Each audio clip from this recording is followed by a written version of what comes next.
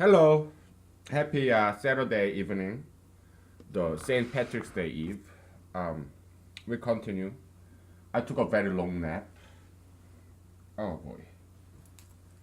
Okay, now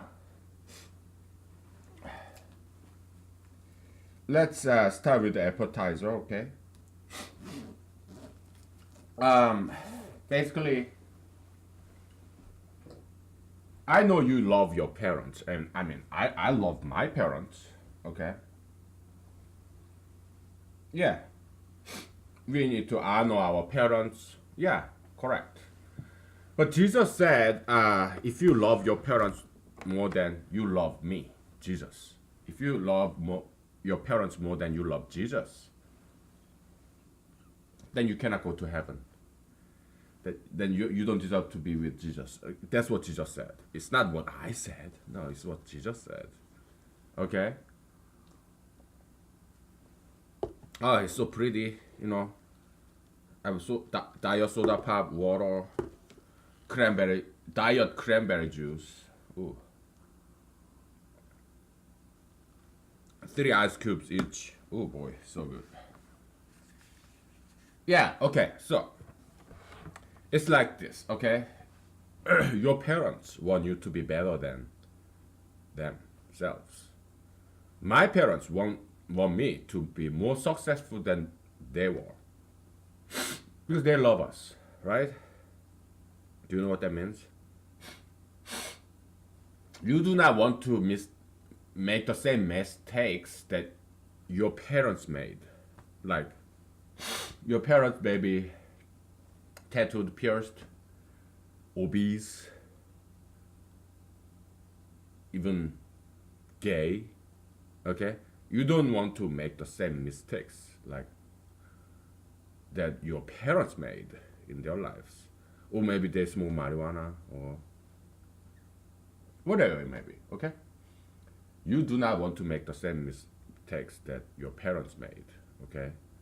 You want to be better than your parents, all right? Because that's what they want you to be. They want you to be better than themselves, okay? All right. Okay.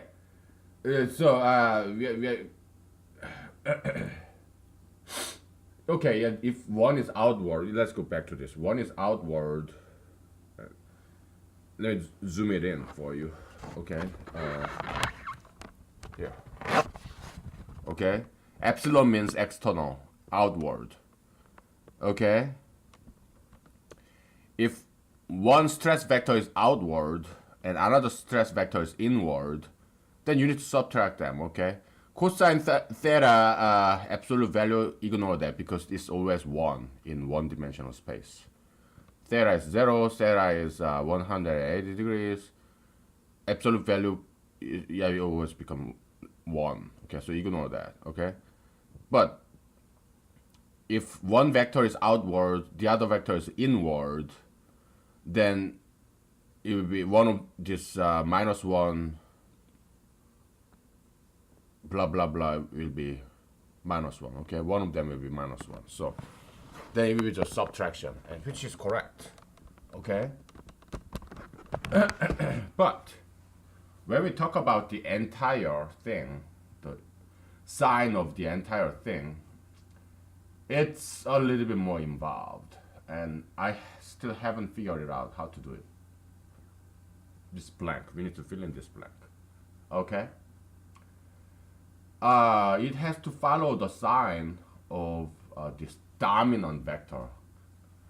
What is a dominant vector? A vector that is bigger in size. Okay?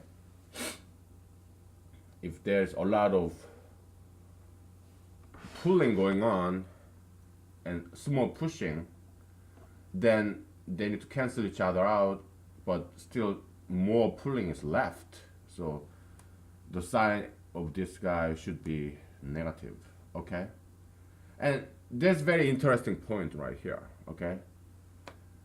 We are translating concept of in and out. We're translating into mathematical language right here, okay? Okay, inward, we define it as something positive sign. outward negative sign. Okay, it's just random assignment. Okay, but also at the same time intuitive. Okay, if something is coming in, yeah, you're gaining something. Okay, if something is going out, you are losing something. Okay, and then we have to translate plus and minus sign into Boolean number 0 or 1. Okay, and then we are translating 0 and 1 into plus 1 or minus 1. 0 and 1 into plus 1 and minus 1. Okay, how do we do that? Yeah, is this vector A, is it going outward? We ask the Boolean question, yes or no. If yes, yeah, then it is true, so it's 1. So minus 1 to the 1 is minus 1. Okay, so that's how we define the sign of this vector A. Okay, sign of vector A. Okay, we are almost there. Okay,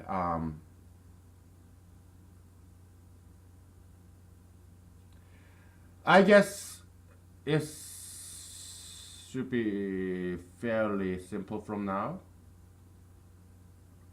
The entire thing, I guess we can express it like this. Okay, let's say this is kappa. Okay, so kappa is equal to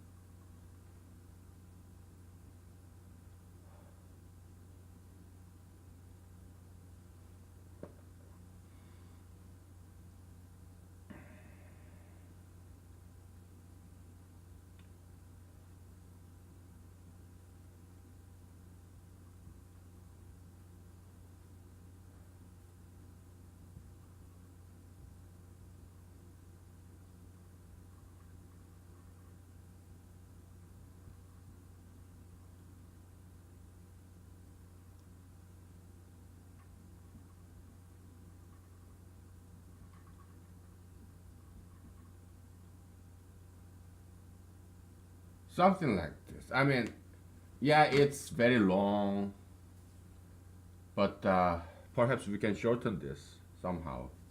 We can simplify this while preserving the equality. Okay, here we add these two vectors. Okay, two radial vectors FA and FB. Okay, we add them up and we ask ourselves the result of adding the two. Yeah, it will be subtraction, right? Because they are two opposite direction. Now, the result of adding the two or subtracting them, is it external? If so, then kappa is 1. If it's external, then yeah, we assign negative 1. Okay, something like that. Okay, that's our first attempt. Okay, I think it is correct, but we may want to simplify this because it's just too long. Okay,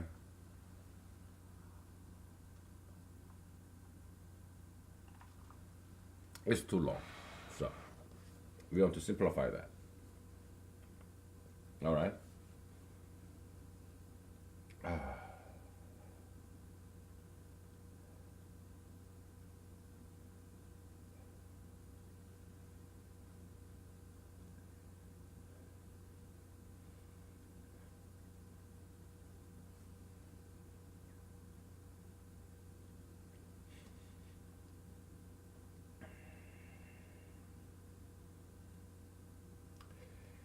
Radial vector is kind of tricky, okay, because it's not like traditional vectors. All right. In traditional vectors, if you shift, move translate from here to here, it preserves the identity. But in the radial vector system, no, it flips the sign.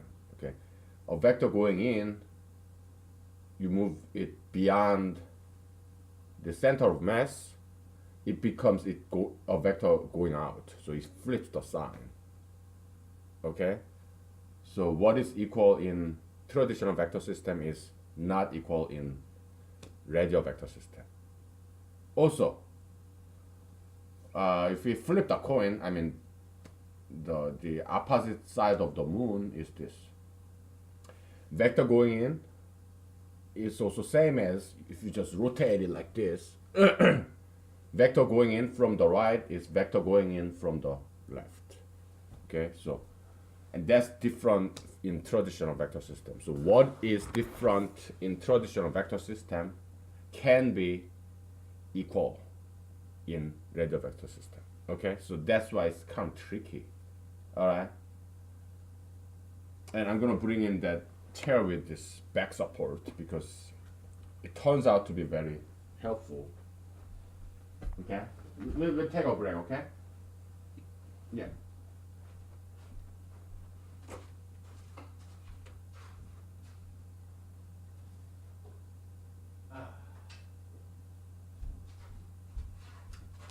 I have many different chairs. I love chairs. So.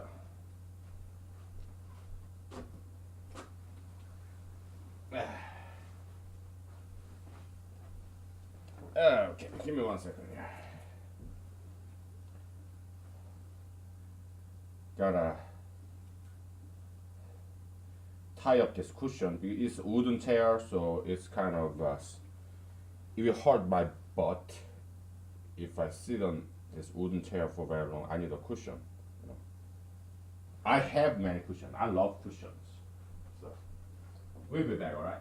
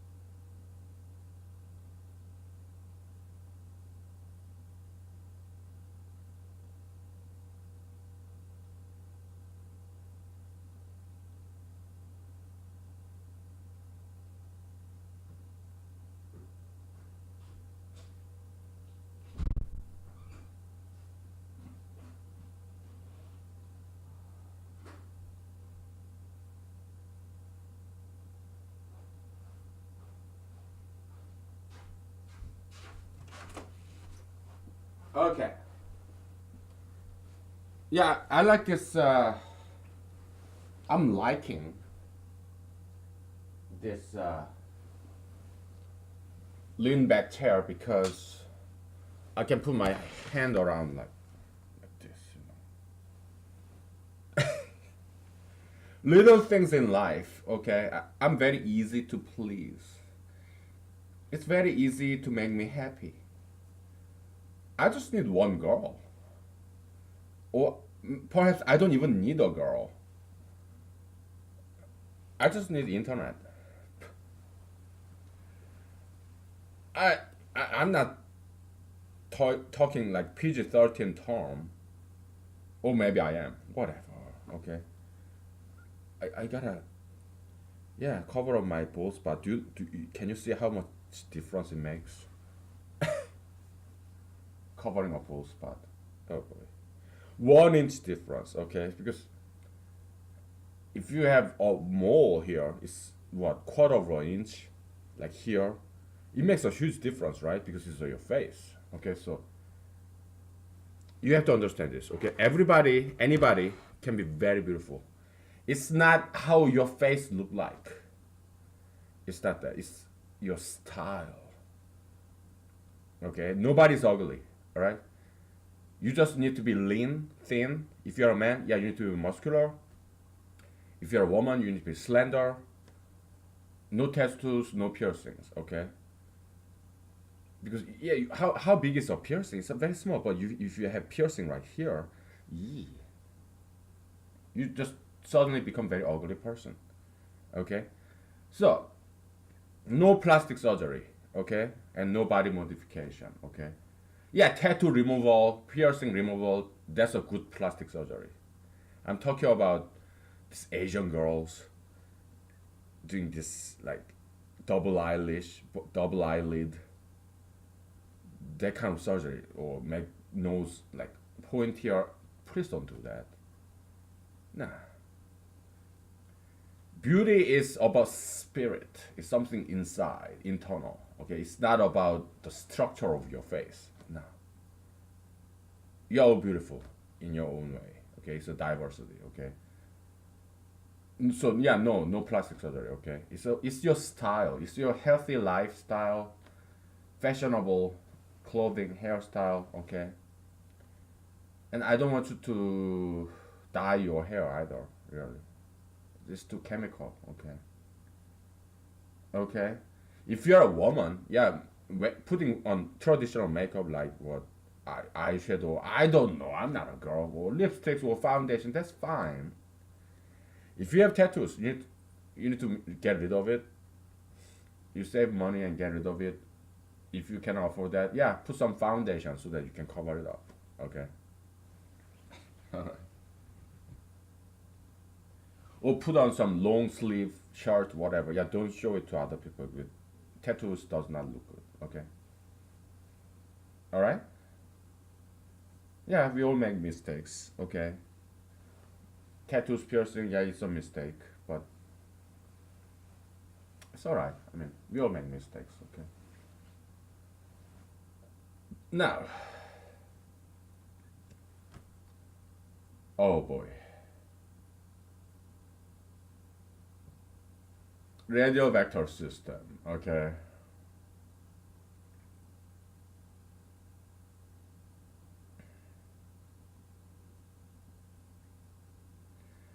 We need to define what is inward and what is outward. Okay. In a radial vector system. All right.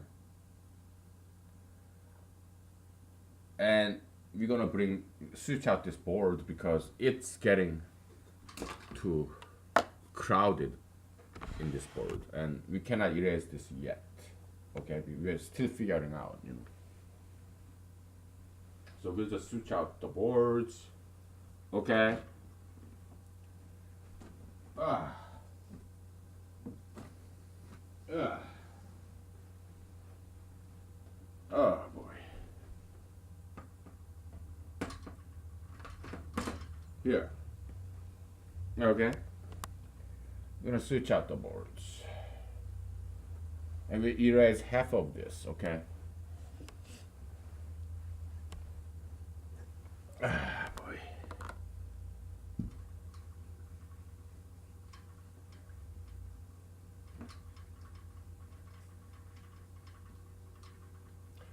And actually, I'm gonna untie this cushion because the last time I was just like moving my hips and it ripped off that tie. So I don't want to do that again. I don't want to rip off this tie in the cushion. It's very cheap cushion, you know. So I don't want to rip anything. So I'm gonna untie this cushion.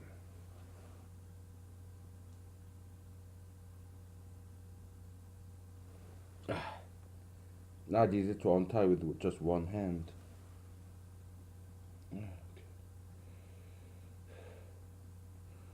Come on, don't be shy. Untying the knots. See how pathetic I am? Oh, because I'm like, fantasizing untying a girl's bikini, I guess. I don't know. I've never done that before because I don't have much experience with women. So, huh? Kind of funny head, huh? Woo! To the side like this. Whatever. Okay.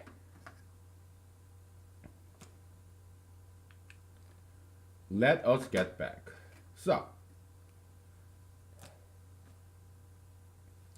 you have center of mass, right? It's really, yeah, it's kind of old pen, you know. You have center of mass. These are inward vectors of equal length, okay? So they, in radial vector system, they're supposed to be equal, okay? And let's say it's a point mass, meaning it doesn't have any size, but it does have mass. Yeah, in physics, we idealize like this many times, okay? So it's a point mass. So it's a single point, okay? So this vector, let's say this is 0, okay? In this xy coordinate, okay? Okay. Sorry. We are dealing with only one dimension, okay? This is plus x, minus x, okay? Minus x,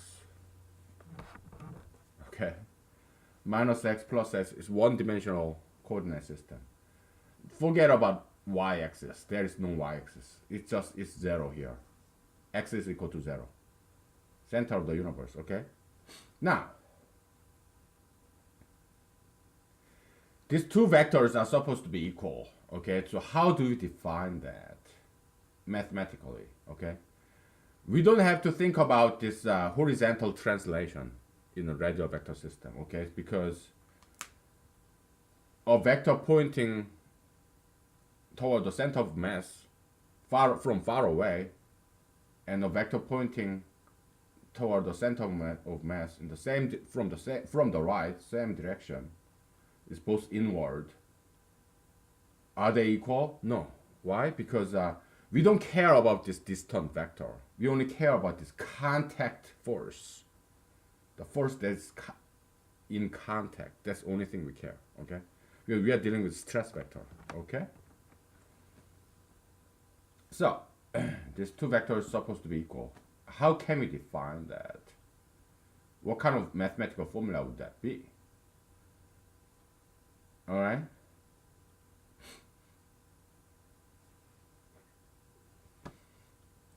Radial vector, okay, so it's totally different concept.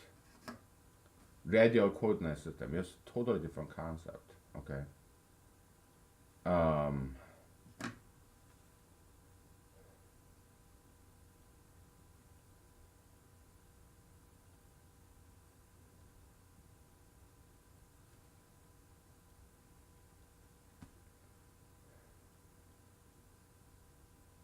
Well, so it's a vector, so it has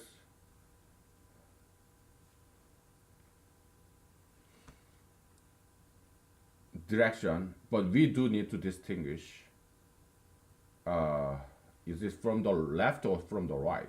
Because there are situations where two vectors are like this, okay? Like two people pushing me from the right, okay?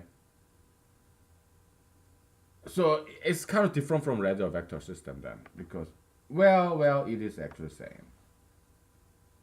The two people pushing this mass, two people from the right to the left, yeah, then it will be equal to one pushing from the right, the other one pushing from the left.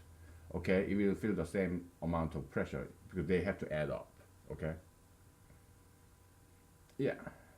So they have to be equal. Okay. Now we need to define it mathematically. Okay. So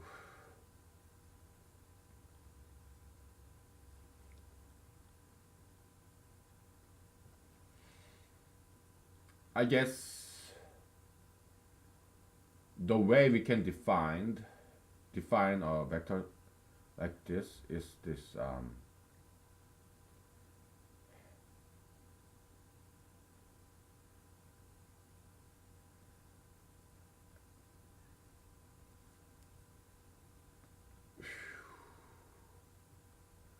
Let's think about traditional vector, all right? So traditional vector, you have the starting point and ending point. You have an arrow, the foot of the arrow or head of the arrow. Okay, so let's say this is a x1, x2, comma y2, this ending point. Okay, and the beginning point is x1, comma y1, right? What is this vector? The vector can be expressed as x2 minus x1, comma y2 minus y1. Okay, that's the vector, traditional vector. Okay, all right.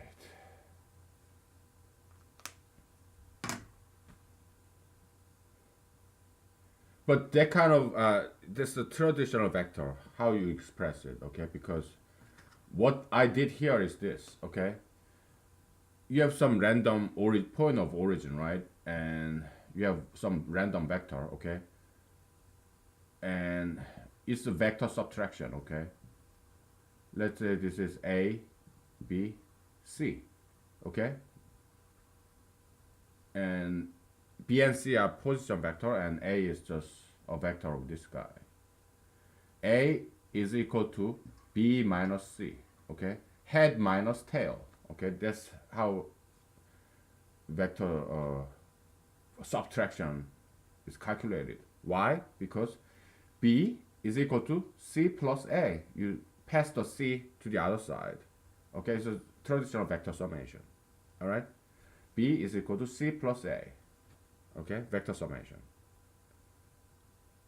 If you are confused, yeah, just look up vector summation in the Google, Bing, Yahoo, no matter where, okay?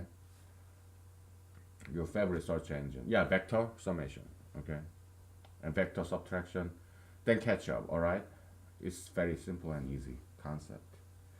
It's just this, okay? In vector summation, we only care about the result, okay?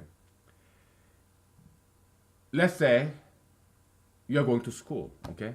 But you make a detour. You stop by a gas station. Let's say you're a college student, okay? Or you're elementary schooler, okay? You walk to the school, but you stop by your friend's house, and then you go to the school. You're going to work, but you stop by a gas station to fill up the gas, and then you go to work, okay?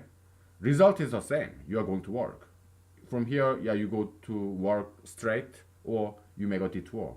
You stop at a gas station and then to work. Okay, result is the same in terms of displacement. Okay. Yeah, I mean, you may arrive at work a little bit late. So what? I mean, your boss will not like that, but or you can get up a little bit early and stop by gas station and then arrive at work on time. Okay. All right. Now we can talk about equity cushion. Okay. Let's say you have proved your worth because you've been working for your boss for a while, and they know how smart you are, how diligent you are. So you prove your value, then the, you have equity. You have built up some equity cushion because they value you. Okay, they cherish you as an employee. Okay, if you have proved your worth. So if you are 5 minutes late, yeah, probably they'll forgive you. It's okay. It's okay. You are very valuable employee, so equity cushion. Okay. Alright. That's a financial term, by the way. Equity cushion. Okay. We talked about this a long time ago, so we're not gonna get into that. Okay? Yeah. Economics, yeah, we'll do that later. All right. Okay. Oh boy.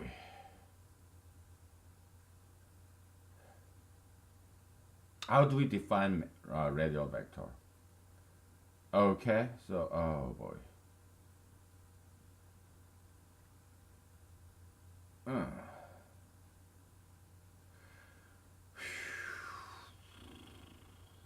let's make some examples, all right? Because just staring at the board, it doesn't help. We have to start writing, you know. We have to be an active discoverer, explorer. You cannot be passive, okay? You have to do stuff. So, here you have the coordinate system. We have one-dimensional coordinate system, okay? Let's say this point, the tail end of this left-hand side vector is -2, okay? The vector on the right, you have +2, and center point is 0, okay? That's the head end of both vectors, either vector, okay? And somehow they should result in positive number.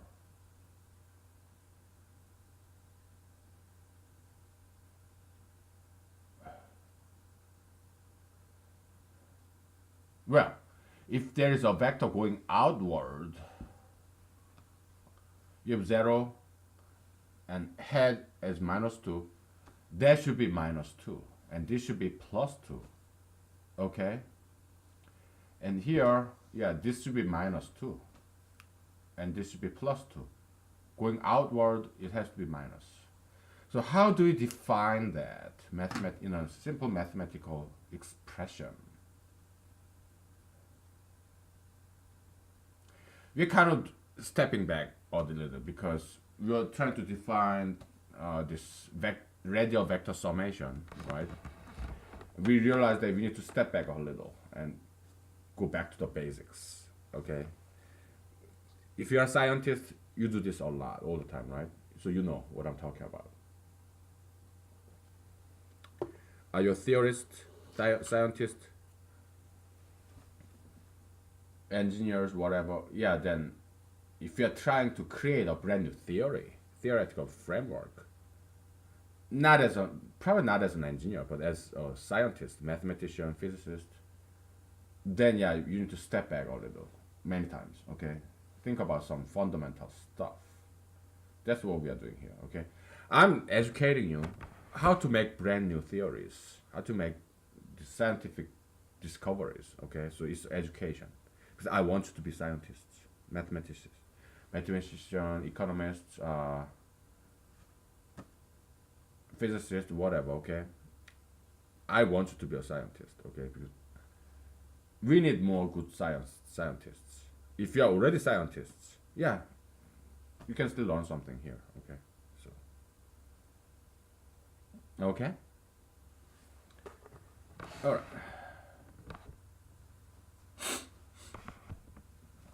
Um,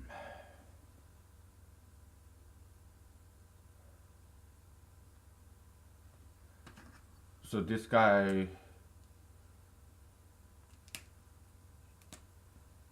the value will be 2, 2, minus 2, minus 2. Okay, that will be the value of these vectors. Okay.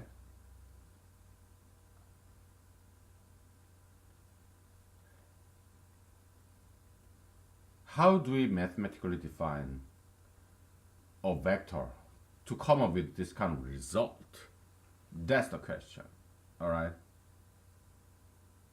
Yeah, previously we just used epsilon. Is it pointing inward, outward? But that's kind of cheating, okay? Because we need to define this mathematically with a single formula.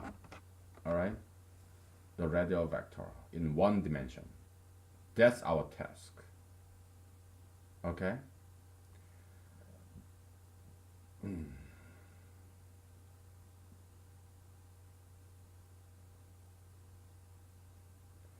I have no idea how to do it. Okay, so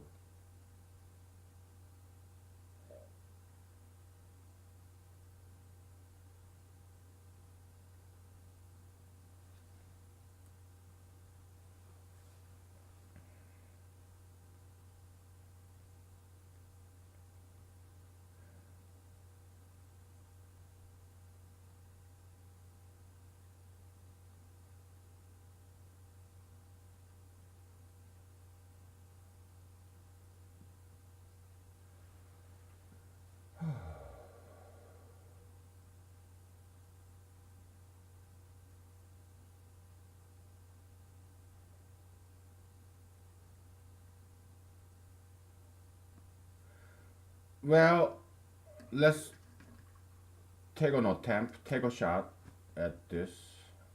Minus 2 is equal to minus 2 minus 0, okay? Here, minus 2 is equal to 0 minus plus 2, okay? So I guess if we just simply subtract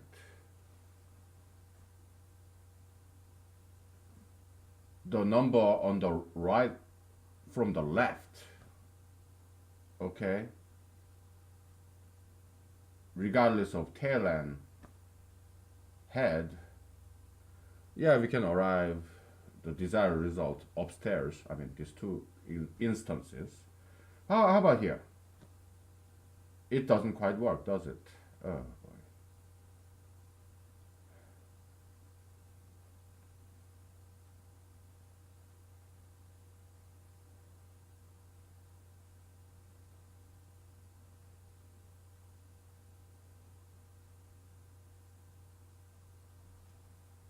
Oh.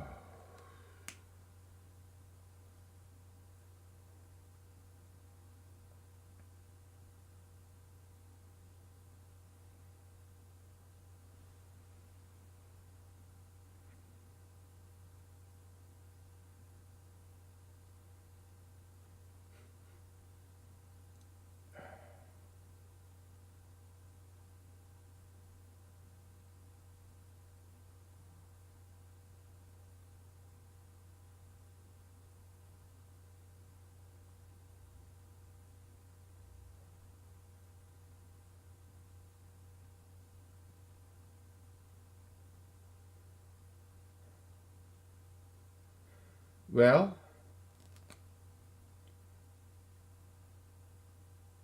we have several things, okay? We are not quite clearly seeing the picture here, okay? So,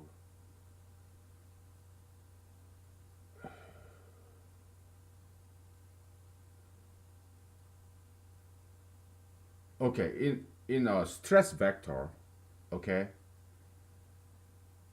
you have the center of mass object that the stress forces are being applied to, okay?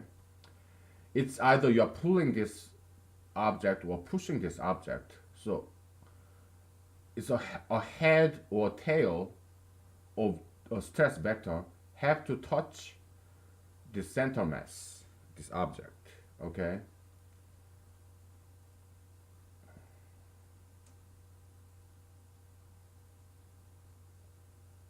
All right.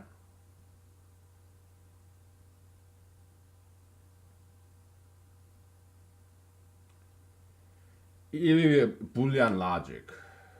All right, because is it is do you assign plus or minus? It's like 0 or 1, binary. Okay. So we have to come up with some Boolean logic, Boolean formula, Boolean expression to assign the signs of a radial vector. Okay. And let's take a shot at it. Okay, so you have this head of a vector and you have tail end of the vector. Okay, tail and head of an arrow, right? And then you have this center mass. We just call it M. Okay.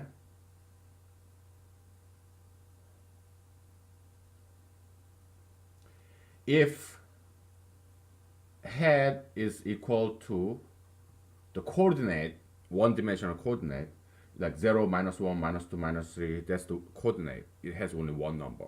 In 2 dimension, you have x, y, right? But in 1 dimension, you have only x as a coordinate, okay?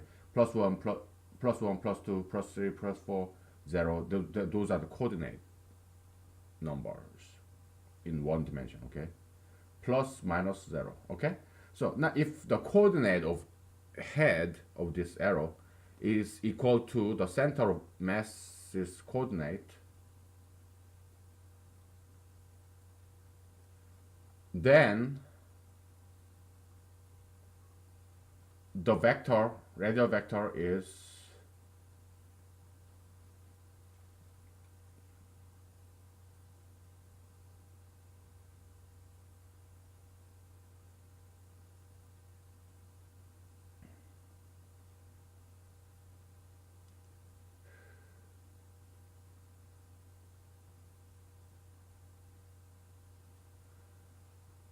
whatever is on the right hand, okay? Right minus left. All right. Here we care about what is tail, what is head, but here we don't. Okay. But if tail end of a vector is touching the center of mass, then you have to subtract from left to right. Okay. And which is very cool. All right, so Boolean expression will be this. Okay, -1 hybrid Boolean expression. Okay,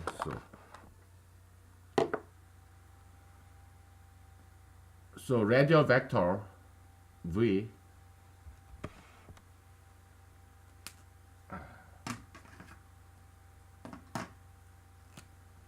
v radial vector v is defined as we got it. Okay, -1 to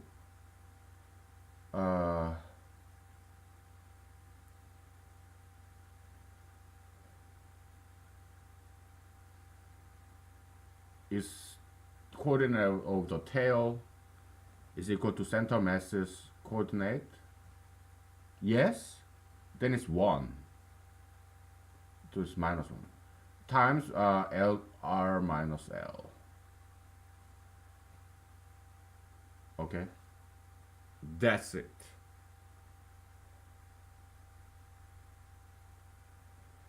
Let's take a break. Okay, I want you to think about this. Okay. Yeah, you may need some time to time for this to sink in, but yeah, it's correct formula. All right. After a break, I explain this to you. Okay, but in the meanwhile, yeah, See if this makes sense to you. Okay?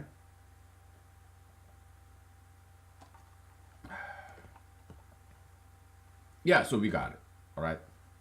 We got it. Let's take a picture. Oh, well, my phone is charging, so take a picture later. Yeah, we're gonna take a break, okay? Uh, I'm gonna make a tea. Oh.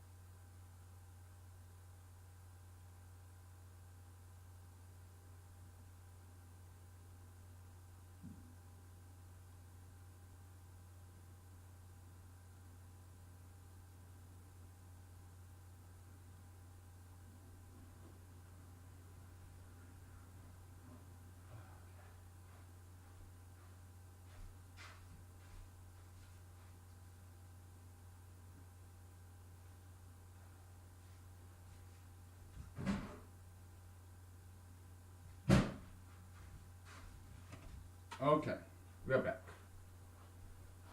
Oh boy, we got it. Okay, and I'm gonna take a picture of this because it took us very long time, and it's like holding the baby, you know. Oh, after labor, birth, giving birth. Let's take a nice picture. Smile.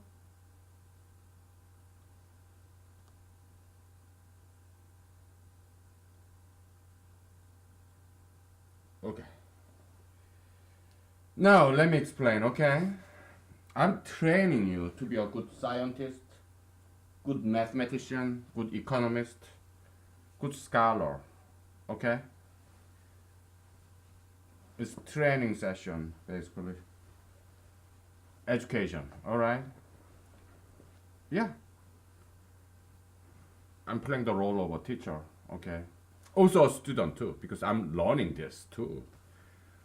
Yeah, you know, do you know this French entomologist Jean Henri Fabre? Fabre, Jean Henri Fabre. Okay. Yeah, he said because he was a tutor of mathematics, I think. Okay, but at the same time he was learning while he was teaching. So he talked about that. Okay, like Jesus said, yeah, you are all students. Holy Spirit is the only teacher. You know. Yeah, yeah, that's correct. Hmm. Oh, this is hot. Okay. Yeah, teaching and learning at the same time. So let's go back to this formula. Okay, so now it's like this. All right. We just enumerated four different possibilities, and there are four different instances. We want to find out one mathematical equation or definition, one formula that can express all different four examples with one single formula. Okay, it's like this. You remember form and substance? There's something internal, some principle that's true for everything. Okay, that's unchanging principle, eternal substance. Form or surface, yeah, it can variate, it can differ, but the underlying principle is the same. Just like gravitation, you have one single formula. Gravitation, just Newton's gravitation formula, right? G times m1 m2 over r squared. It applies to apples, sun, moon, earth, you, me, whiteboard, whatever with mass. Yeah, single formula, one formula. Okay, many instances. Okay, yeah, it's that's how you do mathematics. You come up with a mathematical formula. It's the truth, underlying principle that is equal truth for everything. Everything. Okay, that's the power of a mathematical formula. All right. To figure that out, that one formula that's true for everything, it takes some time. Okay, it's worthwhile to spend time to find that formula. It took us a long while, but we got it. Okay.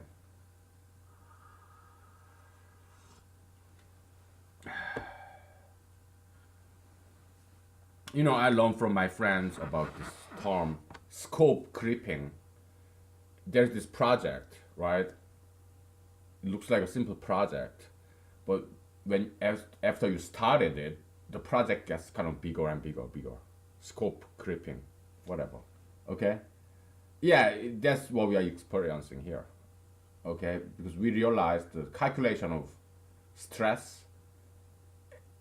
it looked simple at first, but actually we have to backtrack, and to build a true and correct foundation. Okay, we have to define the radial coordinate system, radial vector. So that's what we're doing. Okay, scope is increasing, and that's fine, right? Because we have time in the all the time in the world. I do. Okay.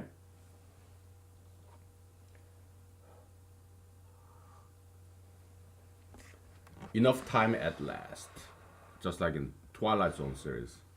We're hogging this huge wall clock. Enough time at last. Time is in my hand.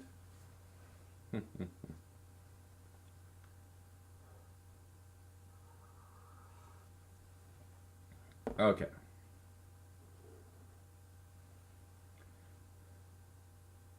Yeah, I kind of remember Rolling Stone. I'm not a huge fan of Rolling Stones. Maybe a couple of songs kind of decent. Couple of songs.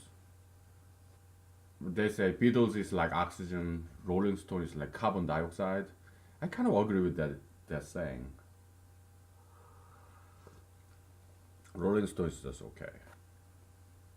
Yeah, they talk about time is on my side. Whatever. Not a huge fan. They are just okay band, I guess. I prefer the Beatles to Rolling Stones.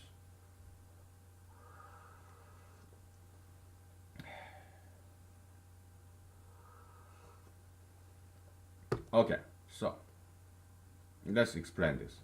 All right,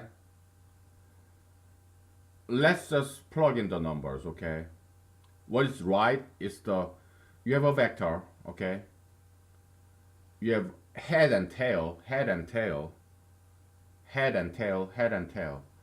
But we don't care about that. Not now. When we talk about what is right side and what's on the left side. Okay? And this equation is same as minus 1 is head is equal to the center mass coordinate, then left minus right. Okay? Same thing. Same thing. Right? So, we'll just talk about this guy, okay? What's on the right? What's the coordinate of this vector, one-dimensional coordinate, on the right side of this vector? Okay, 0. Now, 0 minus, what's the coordinate of the left side of this vector? 0 minus minus 2, which is plus 2. Now, is tail equal to center mass's coordinate? Yes. Okay. So minus 1 to the 1, which is minus 1. Okay. Minus 1 times 2. Minus 2. So we got it. Okay. We'll just do one more. Okay. This guy. Or this guy. Okay. Right minus left. 2 minus 0. So plus 2. Okay. Now, is tail equal to center of mass? No. So minus 1 to the 0, which is 1. 1 times 2 is 2. Okay? Yeah, we got it. We got it. Okay? So we how we derive this formula? Well, we asked our question, right? Is head coordinate is equal to center mass coordinate? Yes. Okay. Right minus left. All right, and we have to assign minus 1 plus 1. Okay, sign. Yeah, so we put it upstairs as a Boolean expression, true or false, 1 or 0.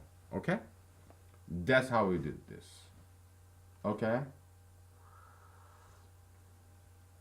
so that's radial vector, definition of radial vector in one dimension space. 2 dimension, 3 dimension, n dimension, I have no idea. Okay, but it should be not too difficult. Maybe it is a little bit, I don't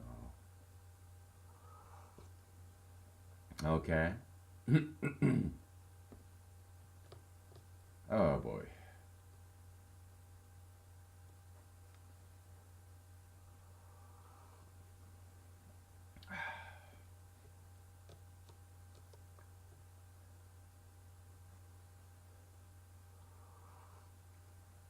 Let's just satisfy ourselves with one dimension for now. N dimension, we'll leave that to some other day. Another day, okay? Alright, so we got it. Now let's take a break from all this radial vector system, okay? Because it makes our head dizzy.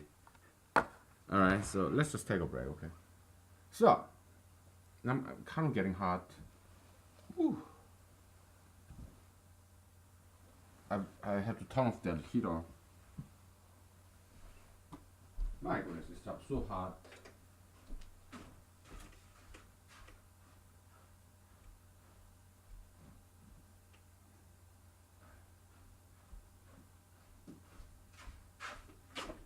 Okay. So,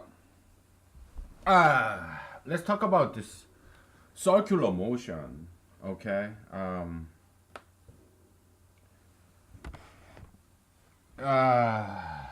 Because in Buddhism, they emphasize the favorite geometrical figure in Buddhism is circle. It's not triangle, it's not rectangle, square, no, it's circle. Okay? No, if you're a house builder, constructor, yeah, your favorite geometric figure would be a square because it's like brick or rectangle, brick by brick. Okay? If you are a Greek philosopher, probably your favorite geometric figure would be triangle, right? Yeah. Greeks, they love triangles, like perfect balance, like pyramid and stuff. Okay.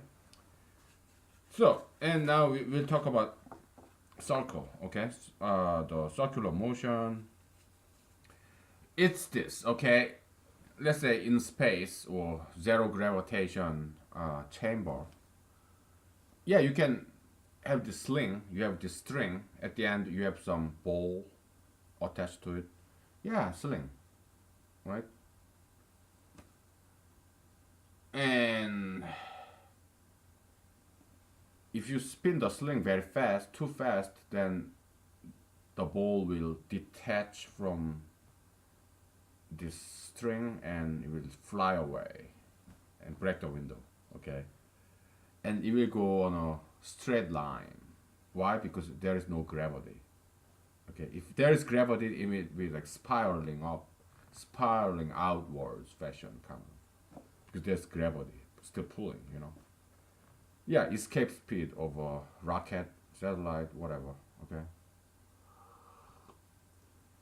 But if there is no gravity around, yeah, you spin it and boo, it goes to straight line, tangential line. Okay. So, and but if it's not disconnecting from your string, funny hair, then centripetal force, okay, and centrifugal force is in perfect balance. It's action reaction, okay, centripetal versus centrifugal, okay. Centrifugal force, the ball want to get out. It does not want to be played, spinned by your hand. Let me go, let me be free. The centripetal, centrifugal, like fugitive. Okay? Centripetal force is the force that pursues the center. Centripetal force, okay? That's your hand force, okay?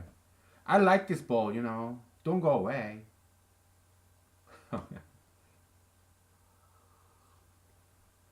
Okay? So it's in perfect balance. That's why the ball is not going away or going towards you. It just have the same radius circle. Okay? And we kind of mathematically prove that, peeping at this physics textbook, pendulum is just like circle. Sine curve or cosine curve. This sinusoidal, eternal, like undulation, modulation of this wave. Okay? We're just spreading out, stretching it out along the timeline. Okay? It's circular motion can be expressed as sine theta, or sine t. Okay, time. It's trigonometric function. Okay, so pendulum, centrifugal, centripetal, centrifugal, centripetal. Okay, what is at the center? Maybe norm. Okay, if you look back in the human history, it's this pendulum. Normafugal, normapital, centripetal, centrifugal, pital, centrifugal. Okay. Conservatism, liberalism. Conservatism, liberalism. Conservatism is about norm, strict enforcement of law and tradition, rules. That's conservatism. They want to conserve good old-fashioned values, virtues, traditions. They want to conserve and follow the old rules. That's conservatism. Now, liberalism, they want to free you. Oh, no rules. You do whatever you want. Liberal, okay? Not a bad thing.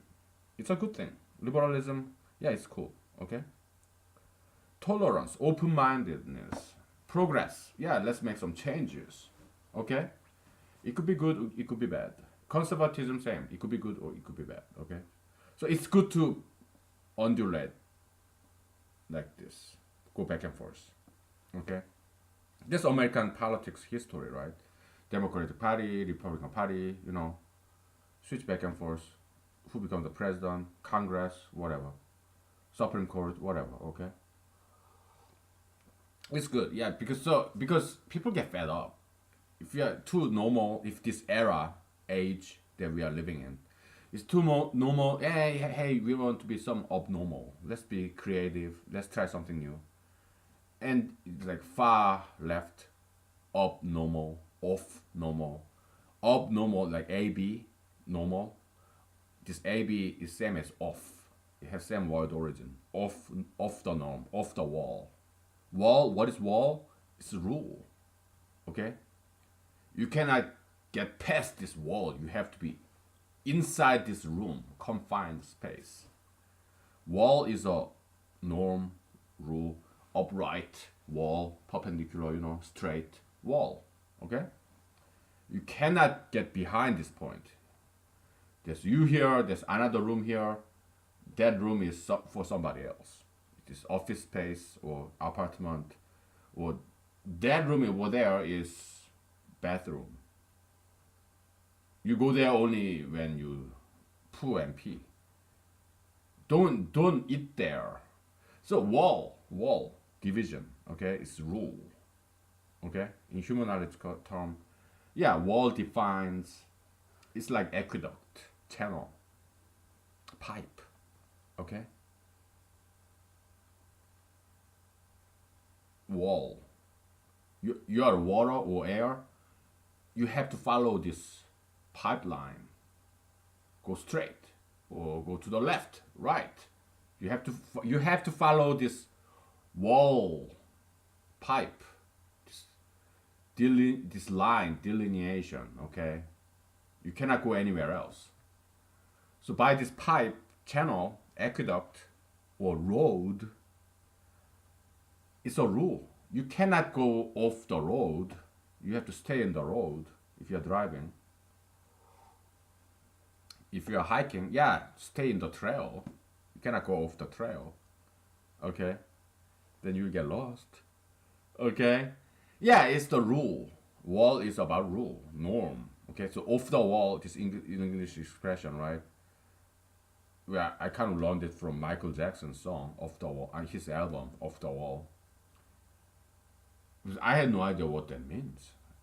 Oh, Michael Jackson's album Off the Wall. What does that mean? So I looked it up. Oh, it means kind of like out there, out on a limb, like kind of creative or crazy, abnormal, off the normal, okay? So yeah, this pendulum, okay? centrifugal, centripetal. Okay, you want like centrinormal. I mean norma pital, norma fugal. Okay, you want to be normal. You want to be off normal, abnormal. Okay, yeah, it's pendulum. Okay, and but the reason that I'm criticizing today's culture is that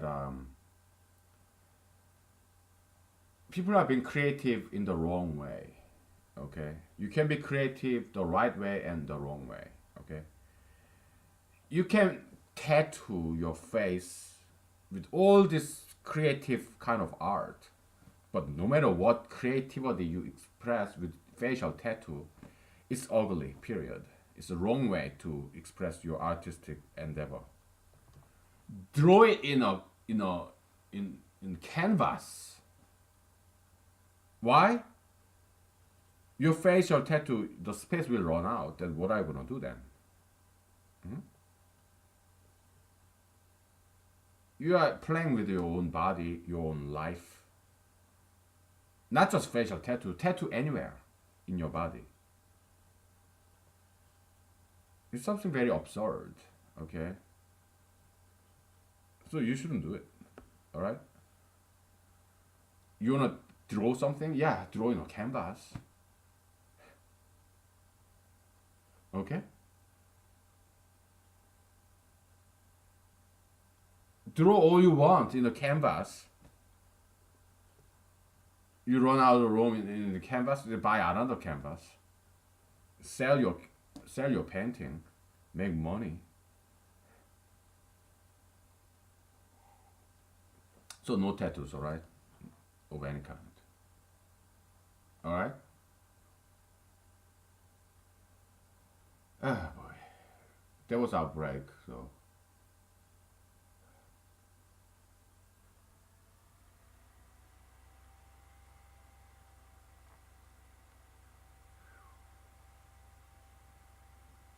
So we just defined what radial vector is in at least in one dimension space.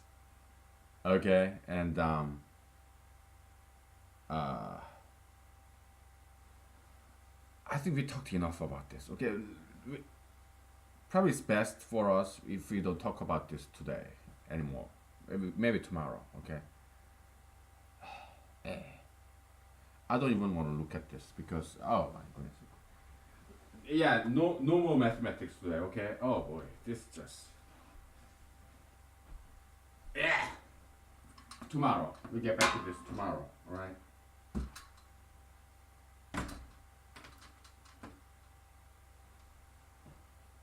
Okay.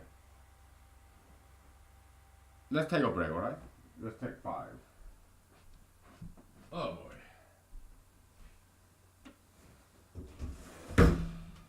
Okay, ventilate the room.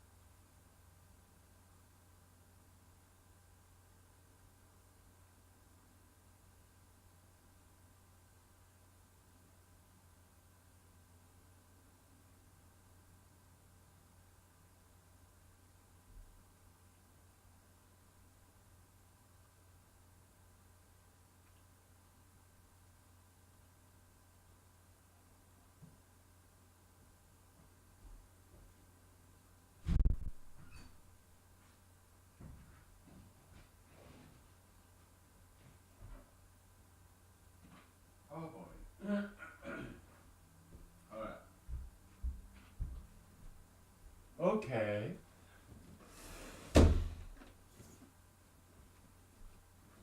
So what do we do now? Huh? I have no idea. Oh boy. I want to take a look at physics book, textbook, because I'm kind of wondering how they calculate this acceleration. Because I, uh, I think we have done it before, briefly, superficially. Okay, I kind of want to review. Of course, I learned in school long time ago circular motion.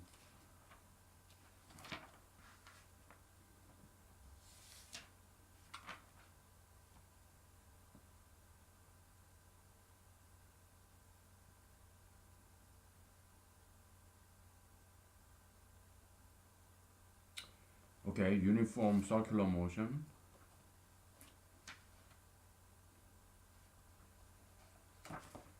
Oh, don't you hate this redirection in the index? Oh. Go over there. Uniform circular motion. 159. Okay.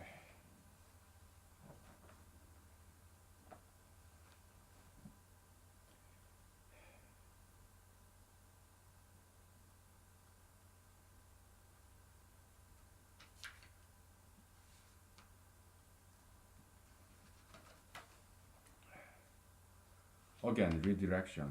Oh.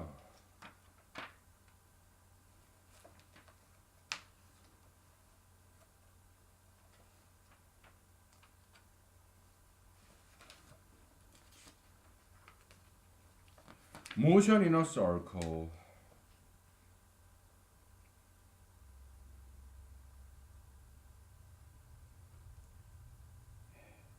I shared this with you, by the way, okay? After I review this. How they calculate this centrifugal force, centripetal force. It's same, okay, but it's just a that this is where radial vector system comes in handy also, okay. Centripetal force, it's toward the center, okay. In radial vector system, it's all same vector because it's a set pointing inward. So centripetal force, okay, it's one same vector.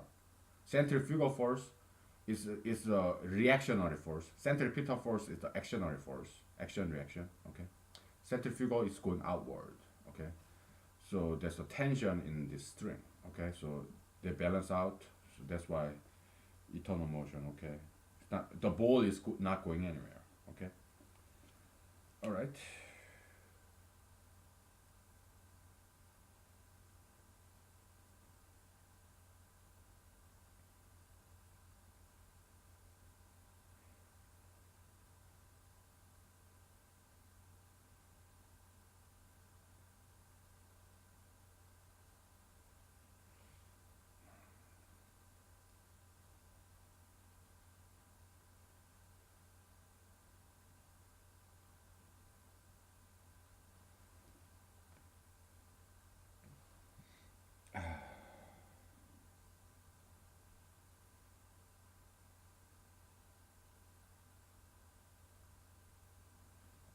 Okay, okay.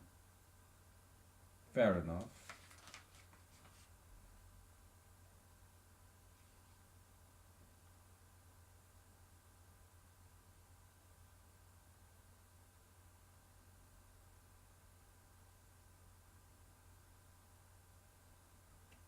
Okay, oh, yeah, that's very cool.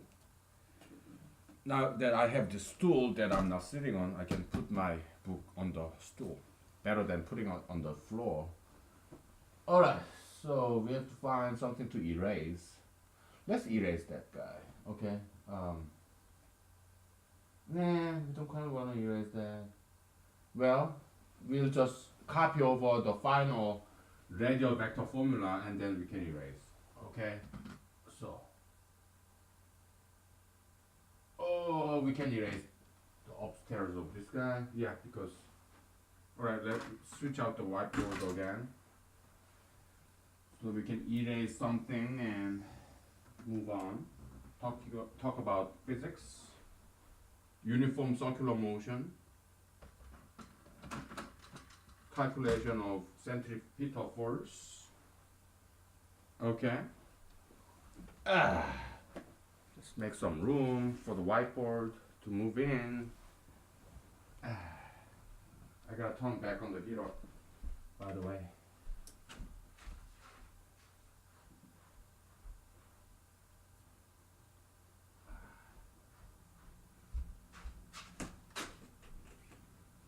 I'm such a temperature pussy. Pusillanimous in terms of temperature. I'm so sensitive.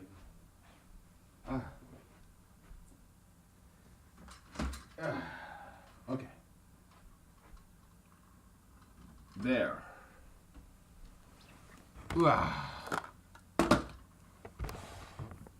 Okay. We can erase many things here. Kappa, well, we haven't quite figured that out yet, so we just leave it alone for now. Yeah, we still need to figure this out, okay? I mean, it is correct formula. It's just that I think we can simplify this guy. It's just too long, you know. But we'll leave that for tomorrow, okay? It's getting old, you know, and we don't want to overdo it. If we do, we'll lose interest, and that's not good, you know. So we'll take a break from all this, okay? All right, let's make some room because I gotta be somewhere. Now it's good.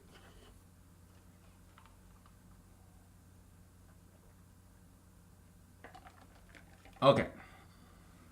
Circular motion, all right? Oh boy. We're gonna draw nice and big circle, okay? And from here,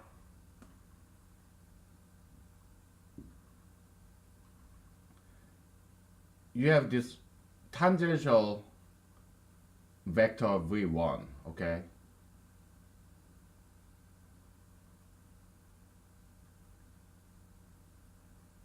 And here, so this is right angle, okay?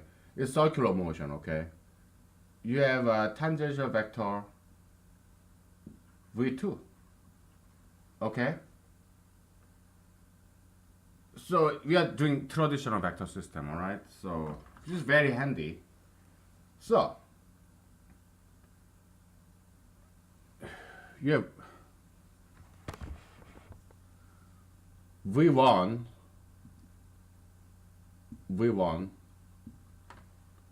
tangential velocity vector, okay? And then v2 that looked like this, okay? v2 equal length, equal speed, but just change in direction, and okay, and that's the difference between v2 and v1, like this. That's the delta v, okay, is equal to head minus tail, all right? So v2 vector subtraction, okay, v1 minus v1, okay? So that's the differential velocity vector, okay, delta v, all right? Man, I'm getting hot. I'm sorry. Oh boy, I'm gonna turn it off again.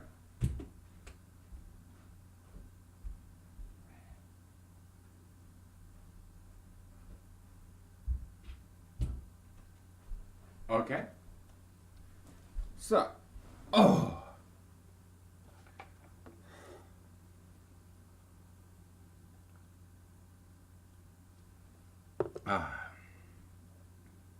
because we have to calculate the force, all right?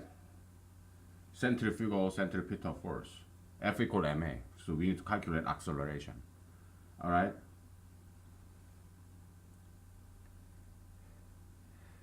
Okay.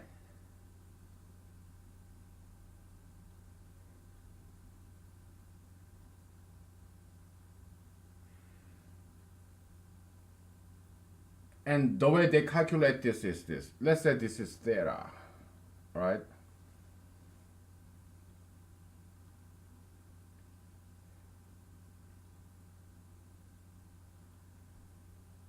And then this becomes theta 2. Okay? Why? Think about it this way. It's a uniform circular motion, okay? So when this guy, this radius, is like, let's say this is a clock, okay? This is a clock, and this is needle of our needle of a clock, our hand. If it completes 160 degrees or 24 hours, if it's a minute hand, minute arm, minute needle of a clock, wall clock, then yeah, 60 minutes.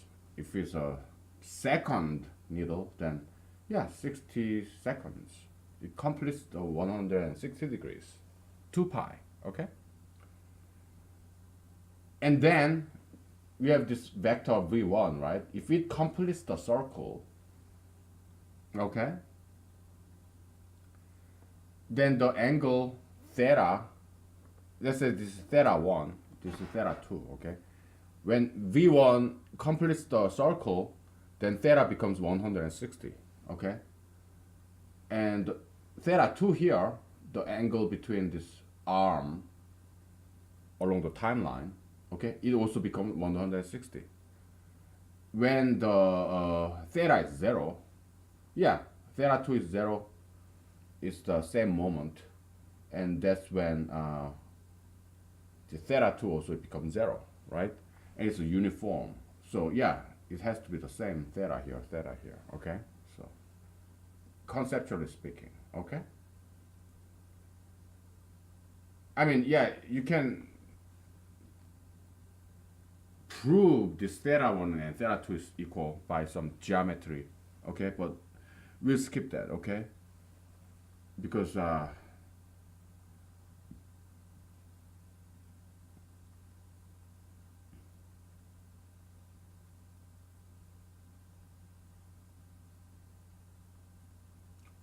it's gonna take too long.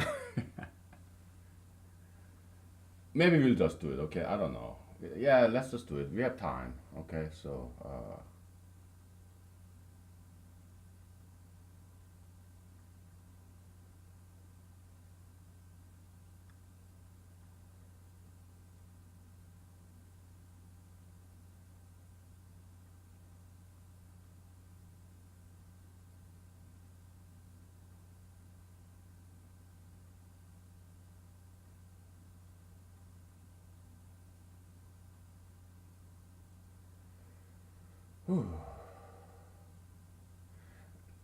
yeah, we'll leave it as your homework assignment, okay? Because I'm not quite sure how to approach that, okay? So theta 1, theta 2 being equal.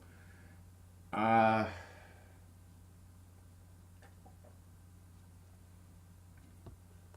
it should be quite straightforward. Oh boy.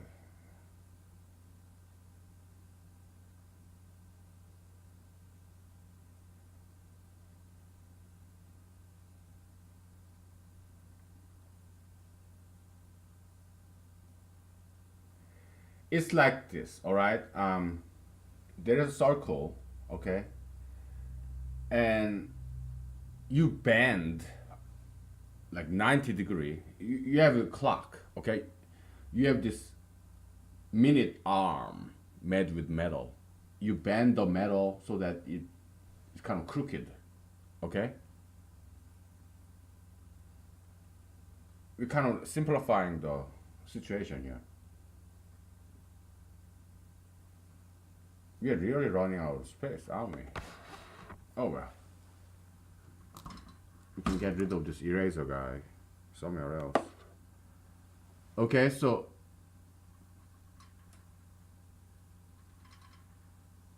this crooked clock arm, all right? Okay? And you rotate it.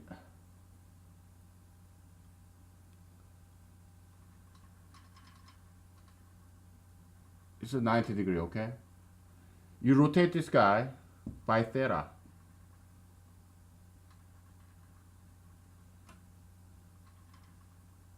Okay, this is theta. Now the question is the angle between this guy and this guy, what would this be? Let's say this is V1 and V2, okay? Now we just parallel transport, okay? V1, V2. What would be this angle? That's the question. We need to prove that is theta geometrically, okay? So that shouldn't be very difficult. So let's do it. Because I always wanted to, I was wondering, is this exactly why? Why is that theta? I want to prove it, you know. Maybe I've done the proof like long time ago, but physics class they tend to skip and omit. But let's not cut the corner, okay? We'll prove it geometrically because it shouldn't be that difficult, okay? And I kind of always wanted to do it, and maybe I have done it once before, but I forgot how to do it, so we'll do it, okay? So, boy.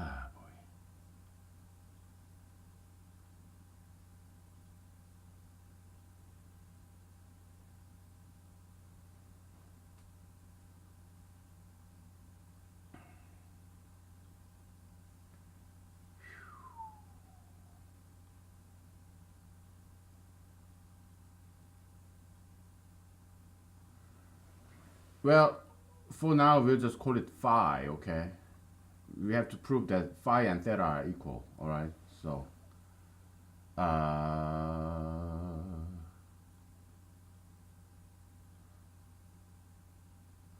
we know this is right angle, and this is right angle, okay?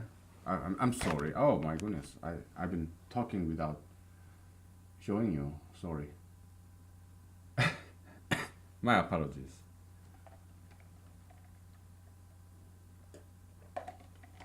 Okay, so you have crooked clock hand, okay, it's rotating by theta, okay.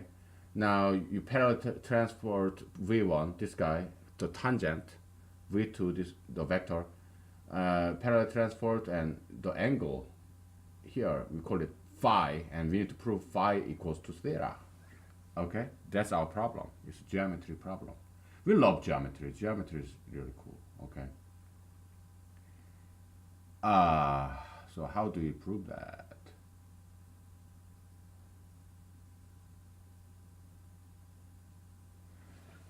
We know, well, it doesn't have to even right angle, okay? It just needs to be same angle from here to here, okay?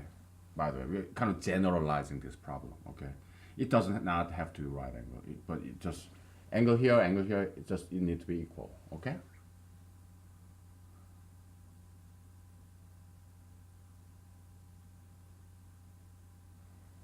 You know, we need bigger space, so we get back to that, okay? Just assume this is theta, okay? Then I'm just following the physics textbook, okay? Just do it real quick because we need to erase this, okay? Before we erase, let's drive a formula.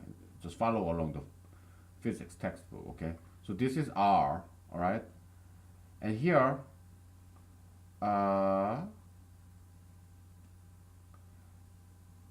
you have displacement S, okay? When theta is very small, this secant, this straight line, is equal to the arc length, the arc, okay? When theta is very small, okay? So it's this limit, you know, calculus kind of concept, okay? So the way they did it is,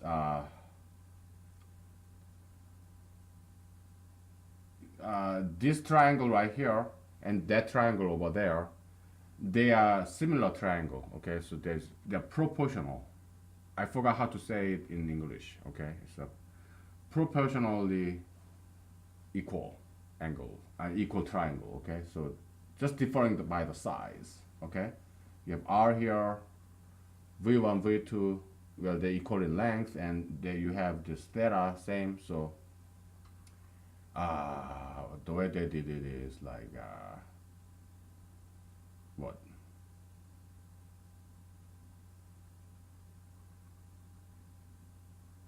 R over S is equal to V1 over uh, delta V, okay? And what is, I'm sorry, it's too far away, right? So I'm running out of space here. Yeah. So that you can see this. Okay. R over S is equal to V1 over delta V, okay? Because they are similar triangles, okay? So proportionality is preserved, all right? Now, A is equal to delta V over time, right?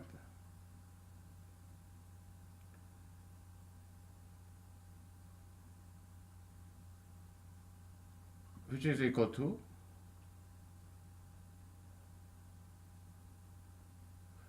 V1 is just speed, okay? So we'll just say it's V instead of saying V1, okay? So that's equal to, what is delta V? R S V over delta T, okay? Okay?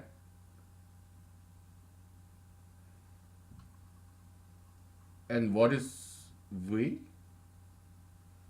V is equal to uh, what character did I use? Capital T, okay?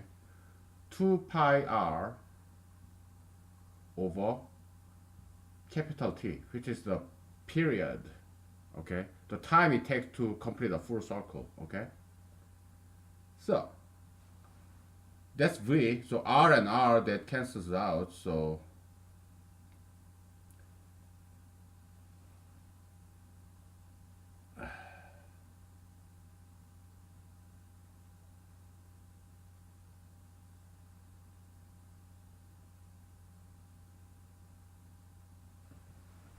I have to look back at this.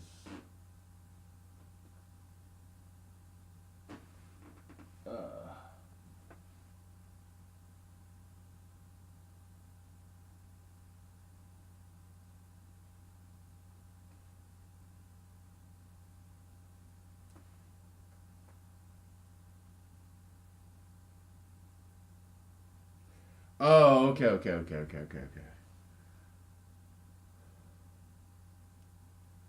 It's delta S over delta V. Okay, so that's delta S. All right. So you have delta S over delta T. So this becomes V squared over R. Okay. So A is equal to V squared over R because delta S over delta T, that's V, right? So okay. And you plug in the V is equal to 2 pi r over T, okay? Then it becomes 4 pi squared r over T squared, okay? Yeah, so that's that, okay? This is equal to 4 pi squared r over T squared, okay? Because r cancels out. So yeah, I'm just going over this formula. It's in any physics textbook, okay? How do you find? How about F equal ma? Well, you multiply by m. Okay, that's the centrifugal force. Okay, the formula for it. All right. Now we are more interested in finding this theta here. So I just want to erase this. So yeah, we got it. Okay. I'm sorry, the letters are too small, but it's in physics books. Okay, so or you can just find in the internet and okay. Yeah, we just went over this very quickly because we were just curious, okay? It's a review. Now we are more interested in geometry here, okay? So it's an interesting geometry problem, okay? So the question is this.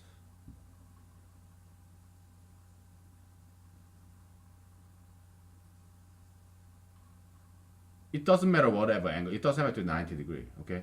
We just rotate this guy. Okay.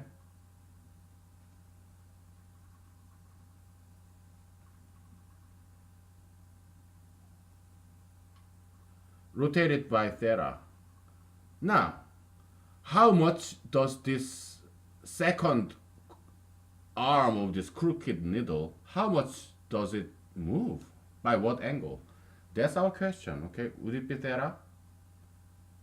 Yeah, intuitively it is, but we want to prove it geometrically, okay?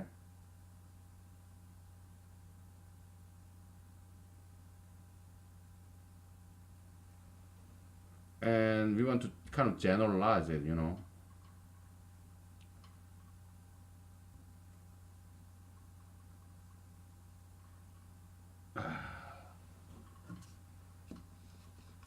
So nothing is horizontal or perpendicular, okay? Because we want to find the general proof.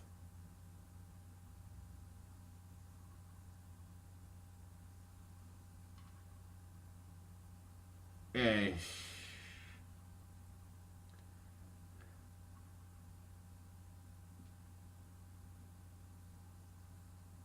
okay? And we rotate this guy so that it looks like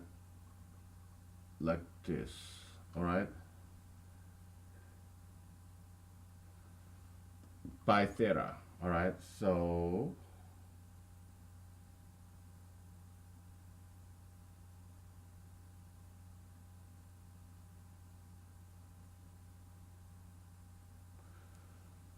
we'll call this guy alpha, okay? Alpha, all right? It's same R and R, okay?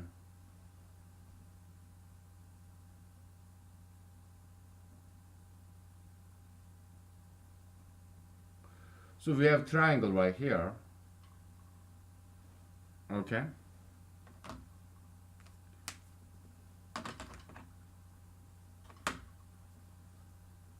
And then we move this guy in a parallel fashion and stick it right here.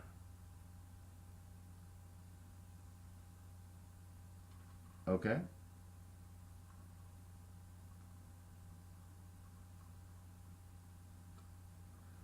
Okay?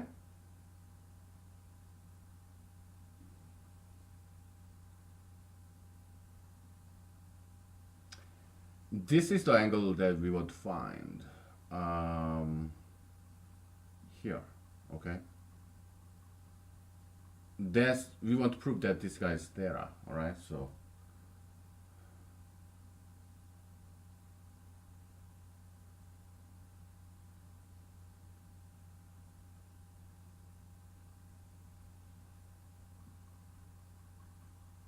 alright?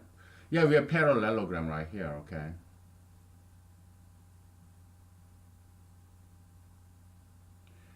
We call it phi, okay? Our objective is we want to prove phi is equal to theta, okay?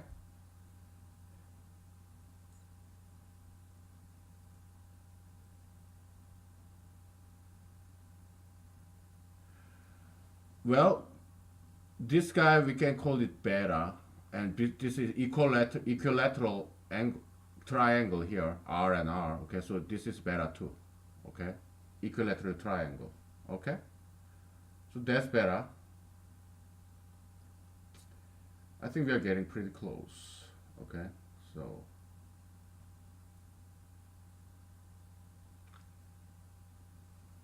we call this guy gamma, all right? And then the angle here is becomes what? Pi minus gamma, okay?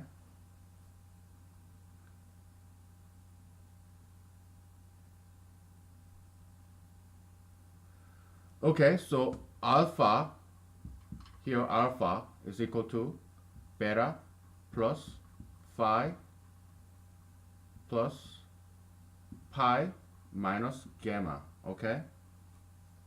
Pi is 180 degrees, okay? It's just simpler to write it this way.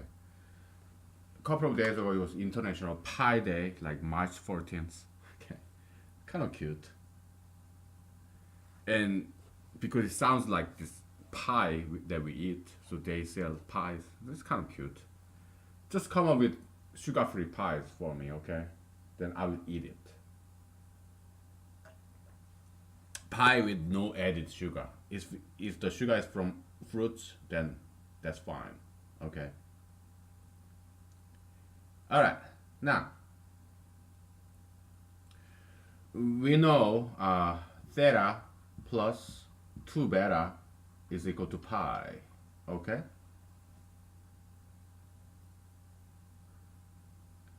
And we also know alpha plus beta plus gamma is equal to 2 pi.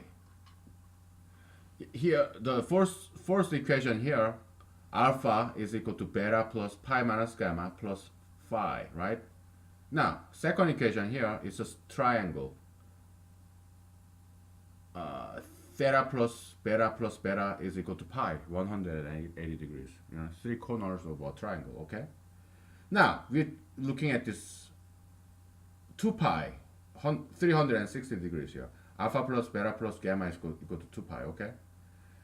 And from here, we have to derive that theta is equal to phi. And I think we have enough equations, okay? We just need to plug in, okay?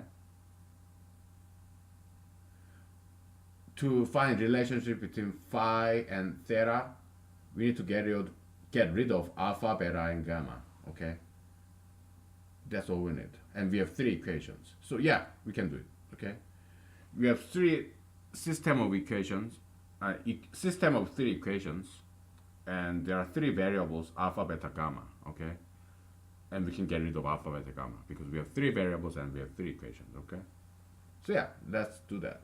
Get rid of stuffs, okay? Because we need more room, we can get rid of this guy, okay? System of equation. Okay, well, let's get rid of alpha. So alpha is equal to 2 pi minus beta minus gamma, okay?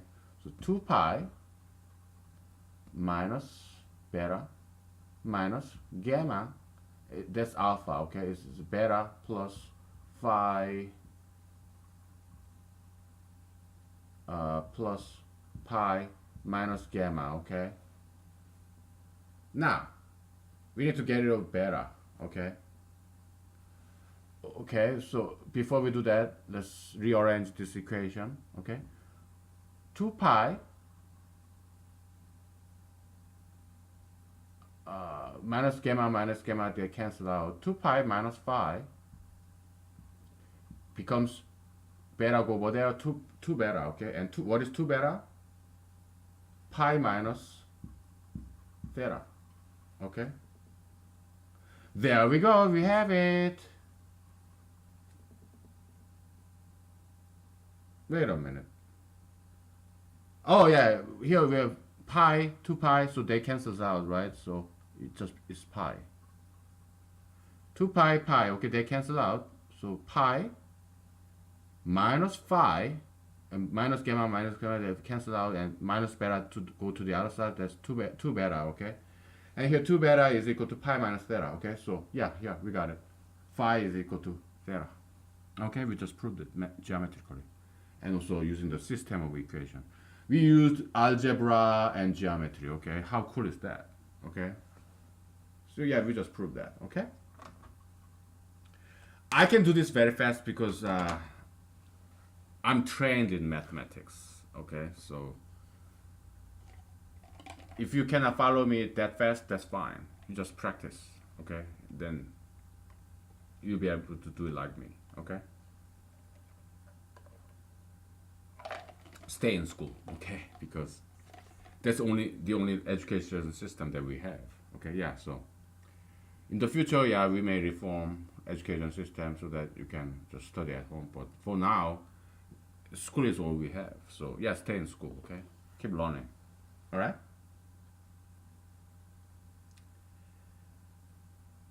Yeah, we got it. Okay. Oh, that was very nice exercise.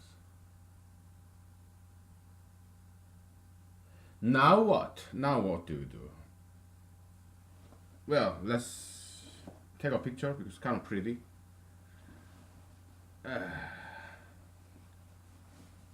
Before you erase, let's take a picture.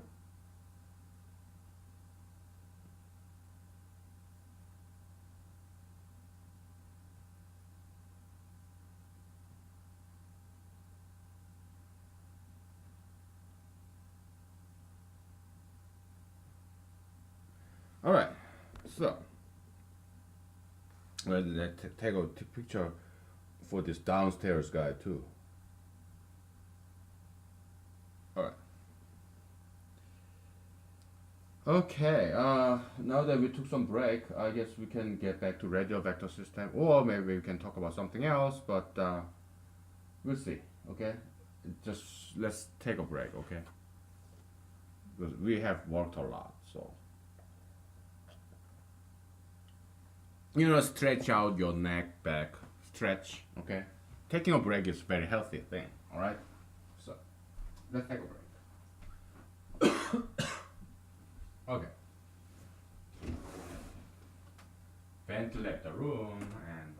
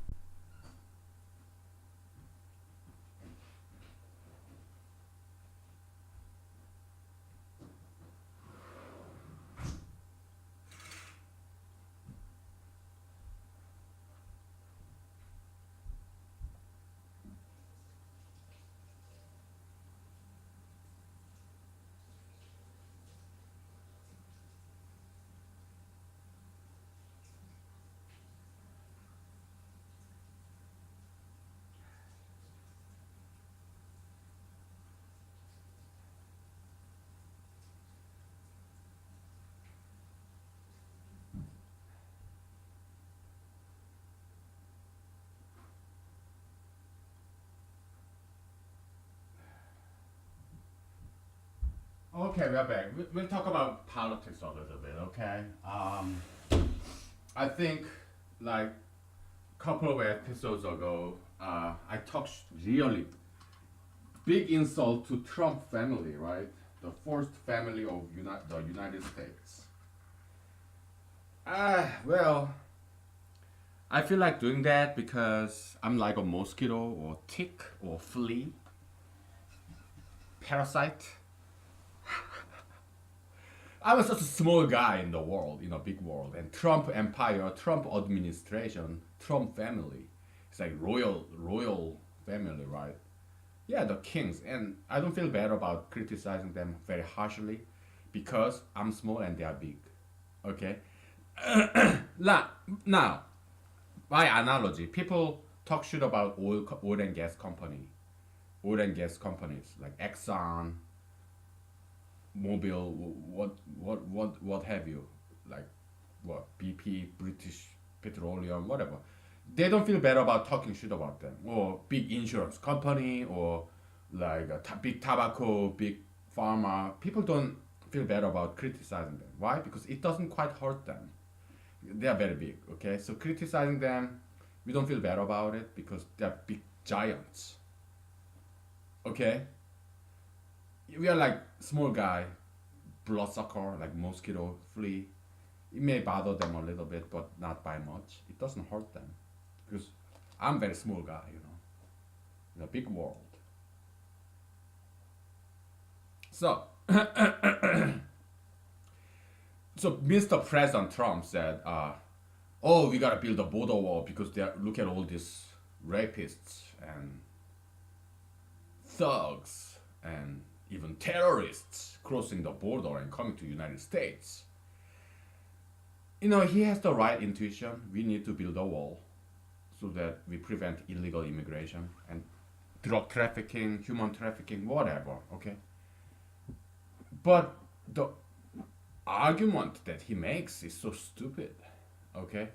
Yeah, maybe there are some terrorists, whatever, but the correct argument, better argument is this. We have to prevent illegal immigration. Why? Because they have no respect for the law.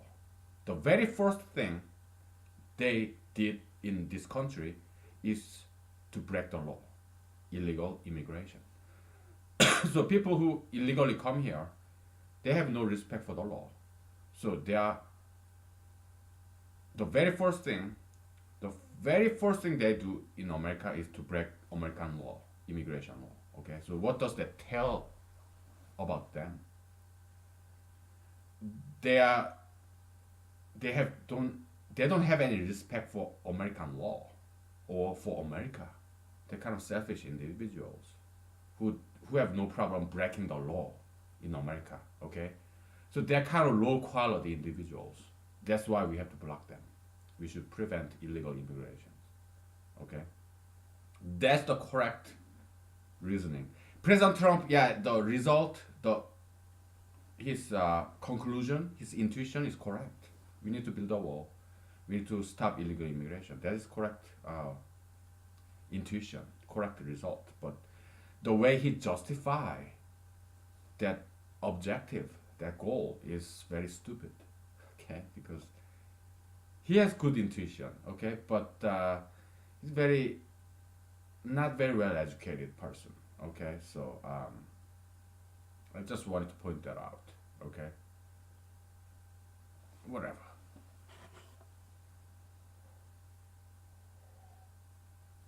Okay, I'm smarter than President Trump, by the way. Okay.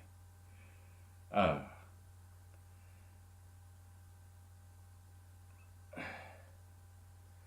what if he hires me somehow? Well, actually, I tried.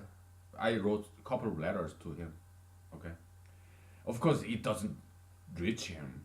It's just like low level staffers, probably like interns, young interns, probably having some internship during their college days. Yeah, they are the one who read my. I'm not sure even they read my letter because they get so many letters. So yeah, I don't take it personally. But yeah, they just copy and paste and print it out and send it to me. Yeah, thank you for your letter, blah blah blah. Copy and paste. Probably they don't even read my letter. Okay, I don't know. Maybe they file all the letters that they receive, or just shred it. Who knows? I don't take it personally because they receive too many letters from everybody, from all around the world. So yeah, I appreciate their time to copy and paste, put it in a nice envelope, and mail to me. Yeah, that's very kind and generous of them. Okay. So yeah, yeah. I don't have any problem with authority, by the way. Okay, because I was in the U.S. Army. Okay, so I have no problem following orders, and yeah, President Trump, he's doing okay. All right. I am the only one, in my opinion, in my arrogant opinion. Okay, I'm the only one who can do better than Trump. But I'm not there. Yeah, I'm running for president, but I'm not there. Okay, so between President Trump and all the other candidates, yeah, I think President Trump is better because I'm the only one who is better than President Trump. Okay, so who can do better, in my arrogant opinion. Okay, so Imho is in my humble opinion, right? Imao is in my arrogant opinion. Okay, okay, so uh, what else? We, we'll see what centripetal force is, centrifugal force is. Okay, just give me 1 second. I gotta grab my glasses.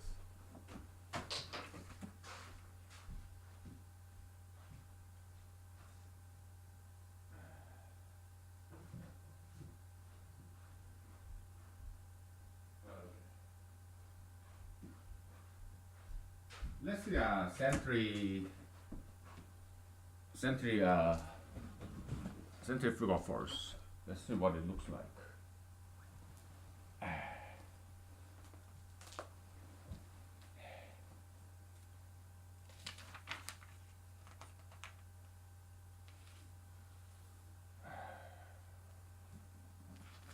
Ah, boy, centrifugal force. Go back to the index.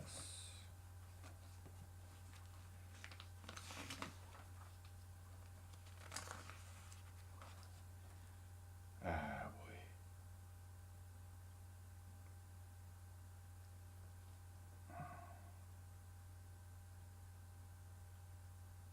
159.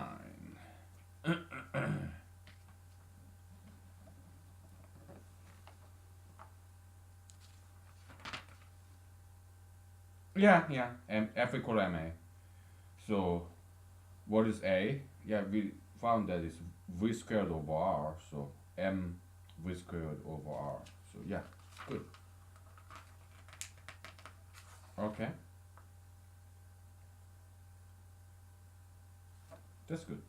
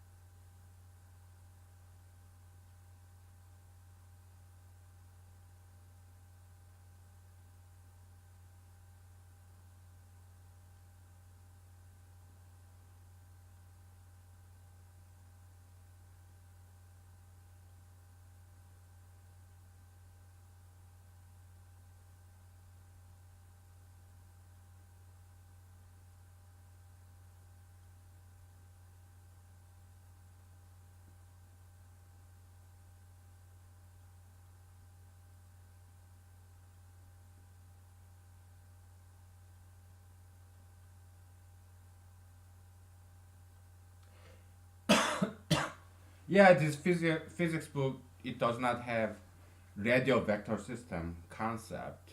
So it has this cautionary note about, yeah, it has to be sigma f, not f. Uh, centripetal force is not like some other force, you know. You just have to write the magnitude only, whatever, blah blah blah. Okay, it doesn't have this concept of radial vector system, and that's why. Okay, but we are providing brand new mathematical framework. Okay, to express this force, centripetal force, centrifugal force. Okay, in a radial vector system, yeah, you can rotate it. Okay, and you preserve equality. Is it inward or outward? That's the only thing that matters in a radial vector system. Okay, so yeah, we are doing better than this traditional physics textbook. Okay, okay. Now I gotta turn the heater. It's getting cold.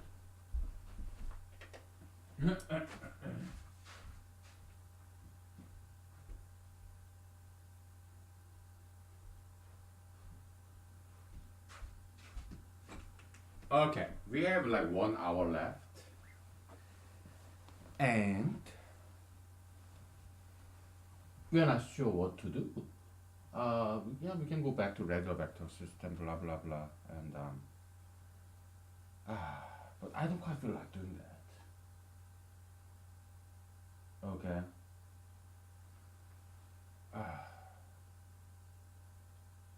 I don't feel like doing it. Okay, so I just okay that stress vector calculation is a back burner project. Okay, it's very. We'll just take it easy with that. Okay, I just look at this physics book. Okay.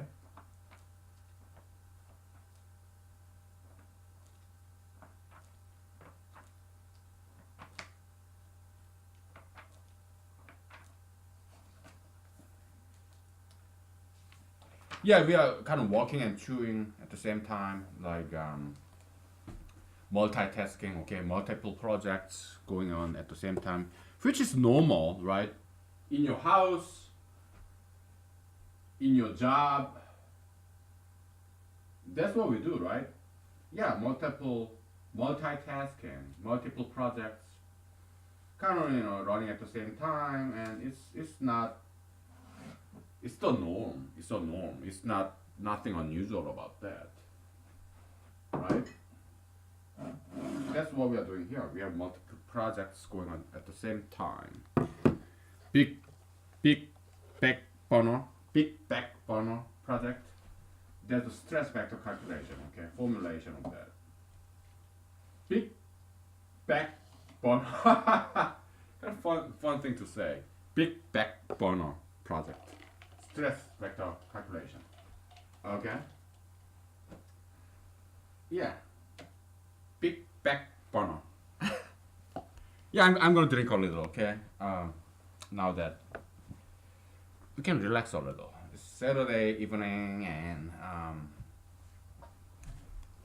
yeah, we are not doing that stress vector anymore. I mean, not today. We continue that tomorrow, okay? We have done enough. We made enough achievement today regarding that big back burner project. I guess let's relax a little, okay? Ah, boy. Okay. Ooh, I wanna do my hair cover up routine. All right. Let's look at this physics textbook. Okay.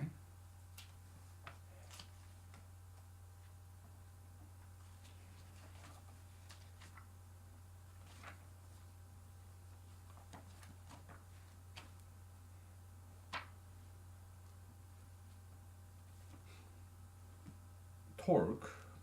Yeah.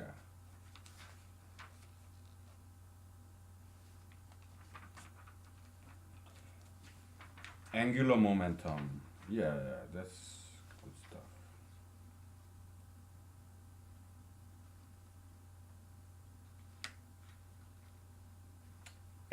Angular velocity, omega. And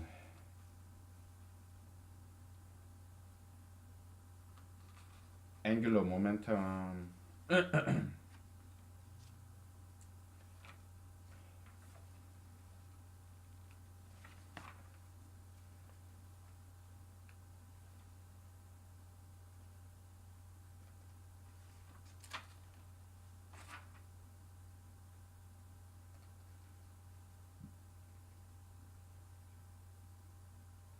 So angular momentum is defined as mr squared.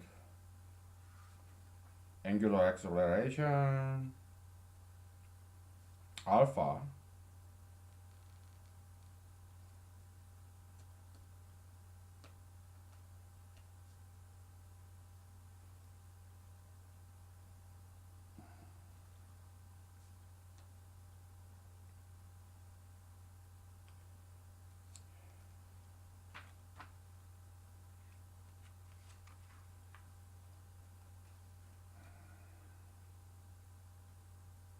yeah v equal r omega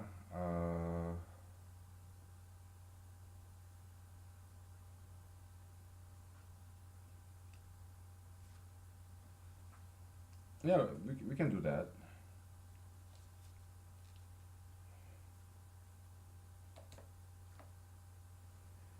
because s is equal to r theta.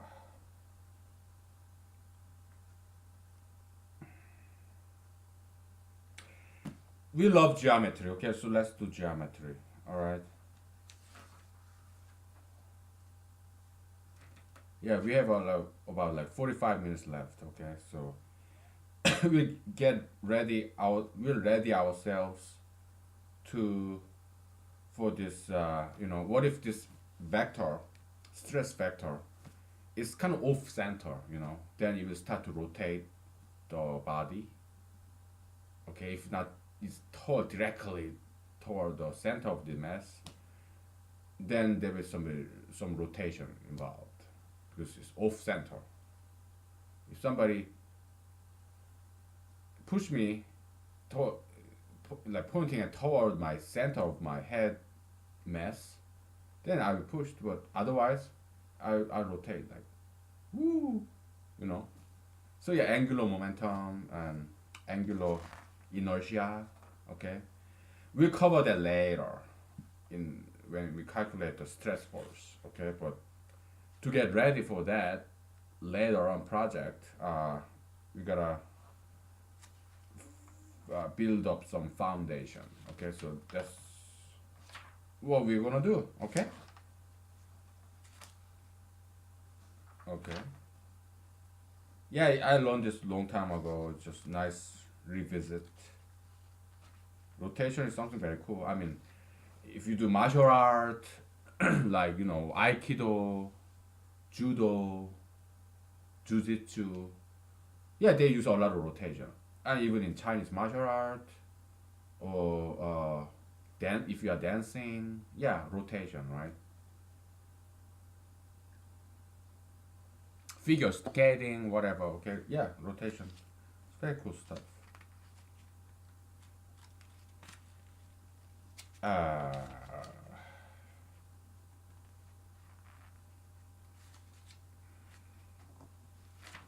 okay.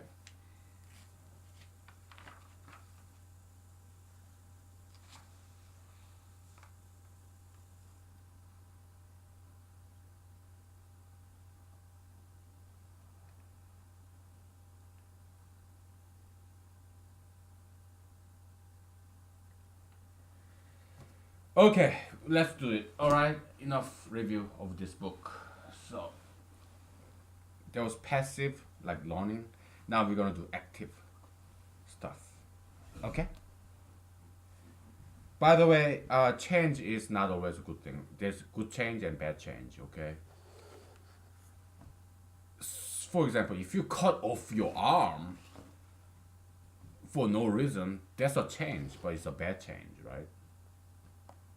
Yeah, tattoos, piercings, LGBT, legalization of marijuana. It's a bad change, okay?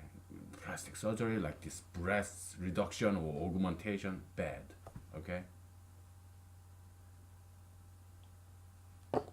It's like you're getting a brand new disease, metaphysical pathogen. Okay, it's a change, but it's a bad change. Okay, then what's a good change? Holy Spirit. Yeah, taking adoption of Holy Spirit. Okay, like knowledge, education, good knowledge. Okay, those are good changes. Okay, all right. Let's get back to geometry.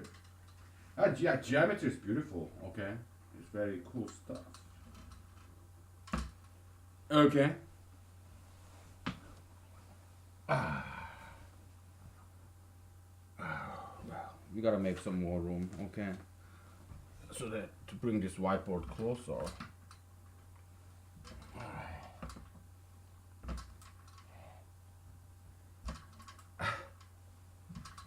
Tripod walking. I think that's good enough, don't you think? Yeah. Now we can erase this. Because we proved it. Alright?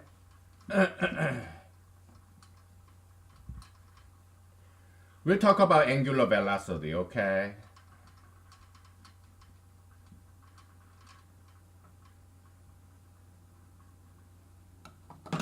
We have like 40 minutes left, so we'll go as far as we can.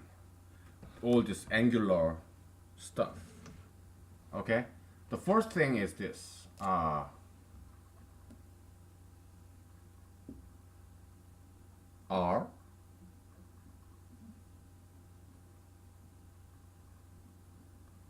this arc length S theta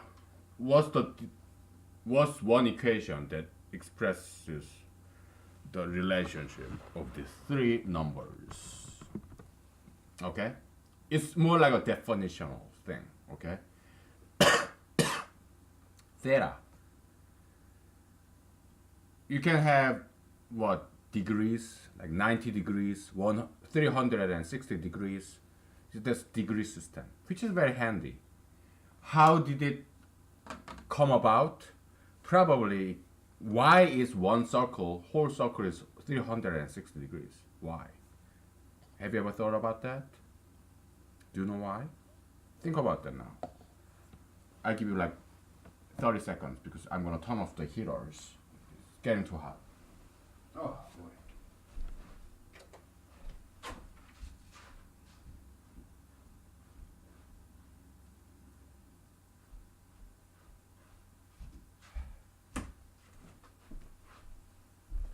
Let me ask you another question, okay? Why do we use the base 10 digit system? Boolean numbers are base 2, right?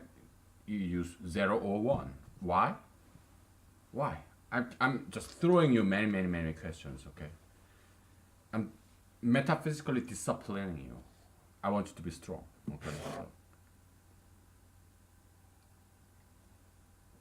It's like army, like the drill sergeant, you know. Yeah, do push up, do sit up, run. Okay. Get up, lie down, push up, sit up, run, stop, start doing push up. Good old days, man. Good old days. I love that training. It was cool.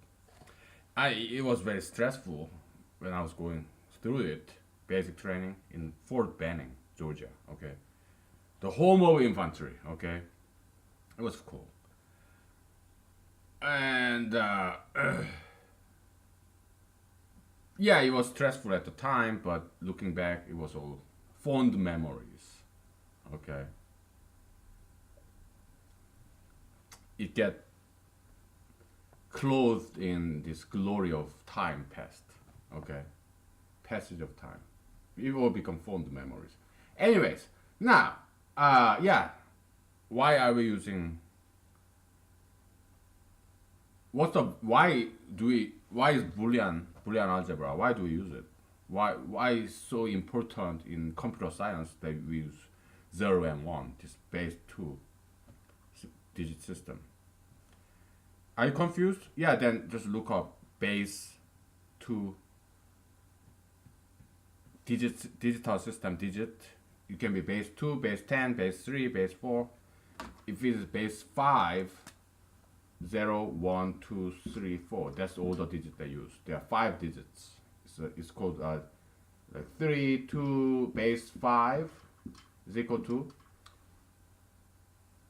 or 135, 132 base 5 is equal to 1 times 5 to the second plus 3 times 5 to the first plus 2 times 5 to the 0 is equal to 25 plus 15 plus 2 is equal to 42. Okay. Translation between different number base system, BASE. Okay, look it up. All right. So in digital system, in electronics and computer science, why do we use base 2 like Boolean system, 0 and 1? Because it's on and off switch. Okay, transistor is a small switch, on and off. Okay, that's why I use. Yeah, you use nowadays semiconductor, right? Transistor is kind of big, you know. So yeah, vacuum too. Back in the days, computer used to be very big. Okay, it was vacuum tube. That's how it began, or how it all began. Vacuum tube. Okay. Later on, it became transistor based, which is a lot smaller. And later on, they have this semiconductor, which is very very small than that. Okay, so yeah, evolution of computers. Okay, it's about switch, on and off. That's all it is. 0 and 1. Okay, that's why we use Boolean algebra in computer science. Okay. And electronics, okay, electrical engineering. Now, why do we use base 10, the digital system, number system? Why do we use base 10, not base 5? Have you ever thought about it? Why do we call it digit? What does digit mean?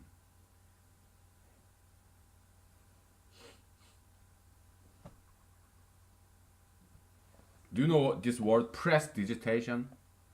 It's like this sleight of hand, okay? I'm giving you some hints. So why base 10 based number system? Why? Why not 5? Why not 7? Why 10? Have you ever thought about it?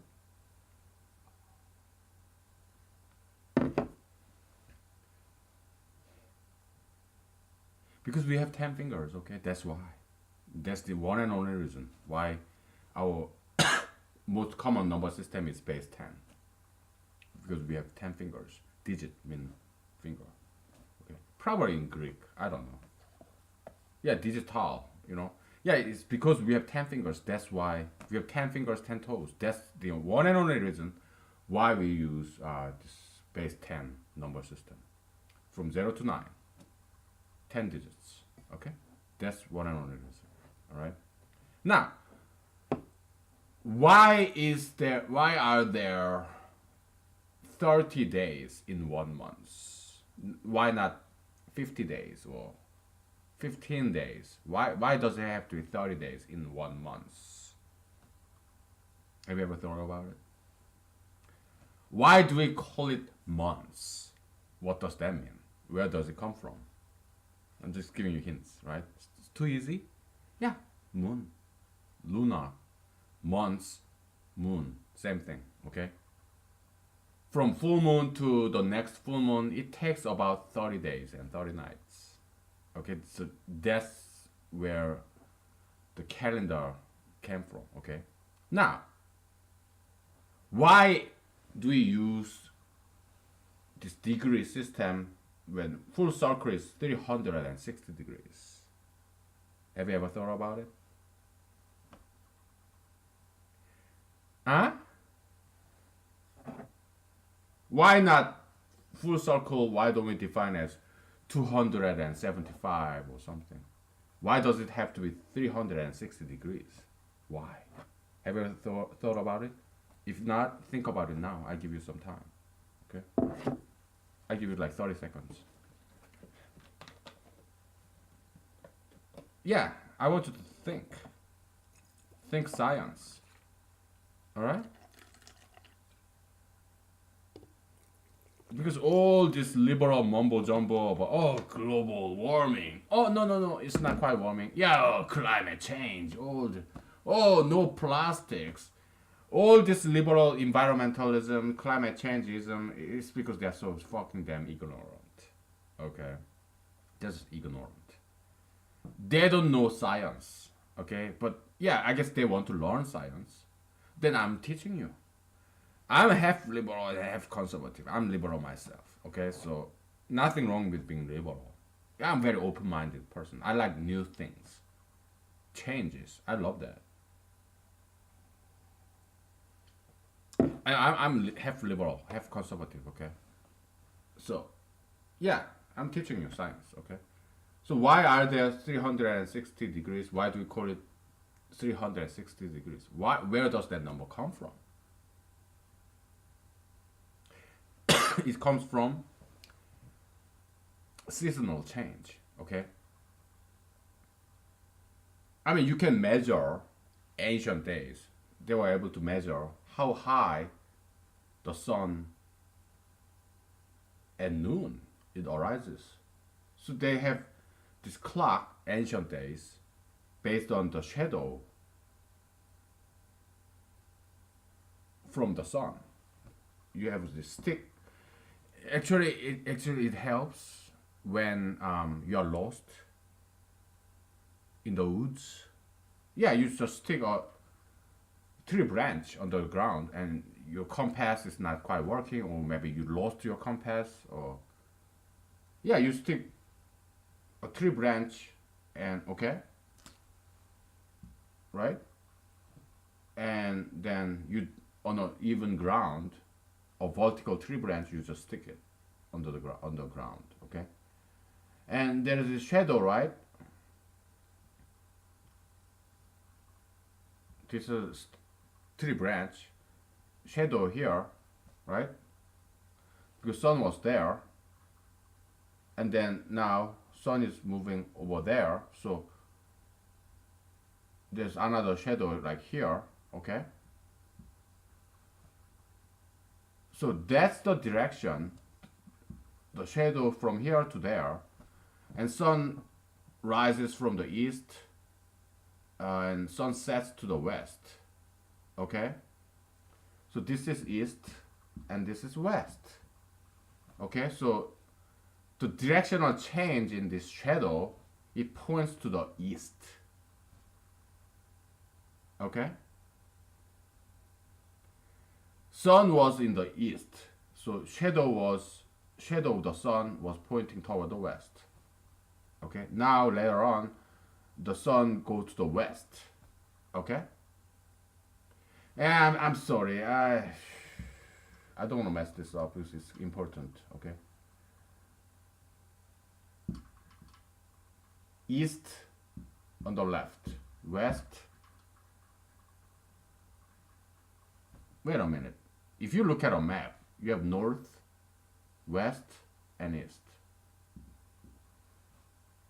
Is it? I forgot. Oh man, geography, basic geography. So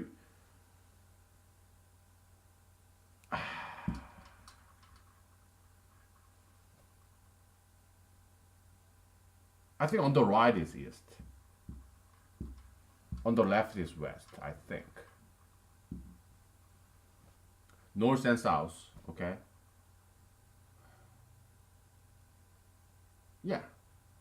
You look at north, on the right is that's east, on the left you have west. Okay.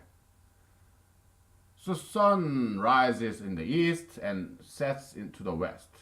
When sun rises in the east, the shadow must be pointing toward the west.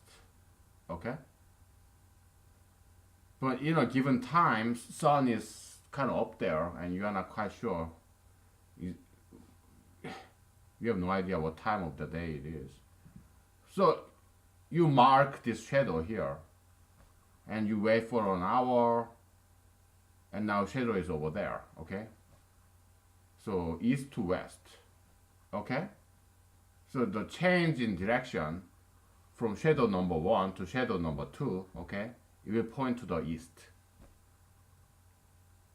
because it's the opposite of sun's movement.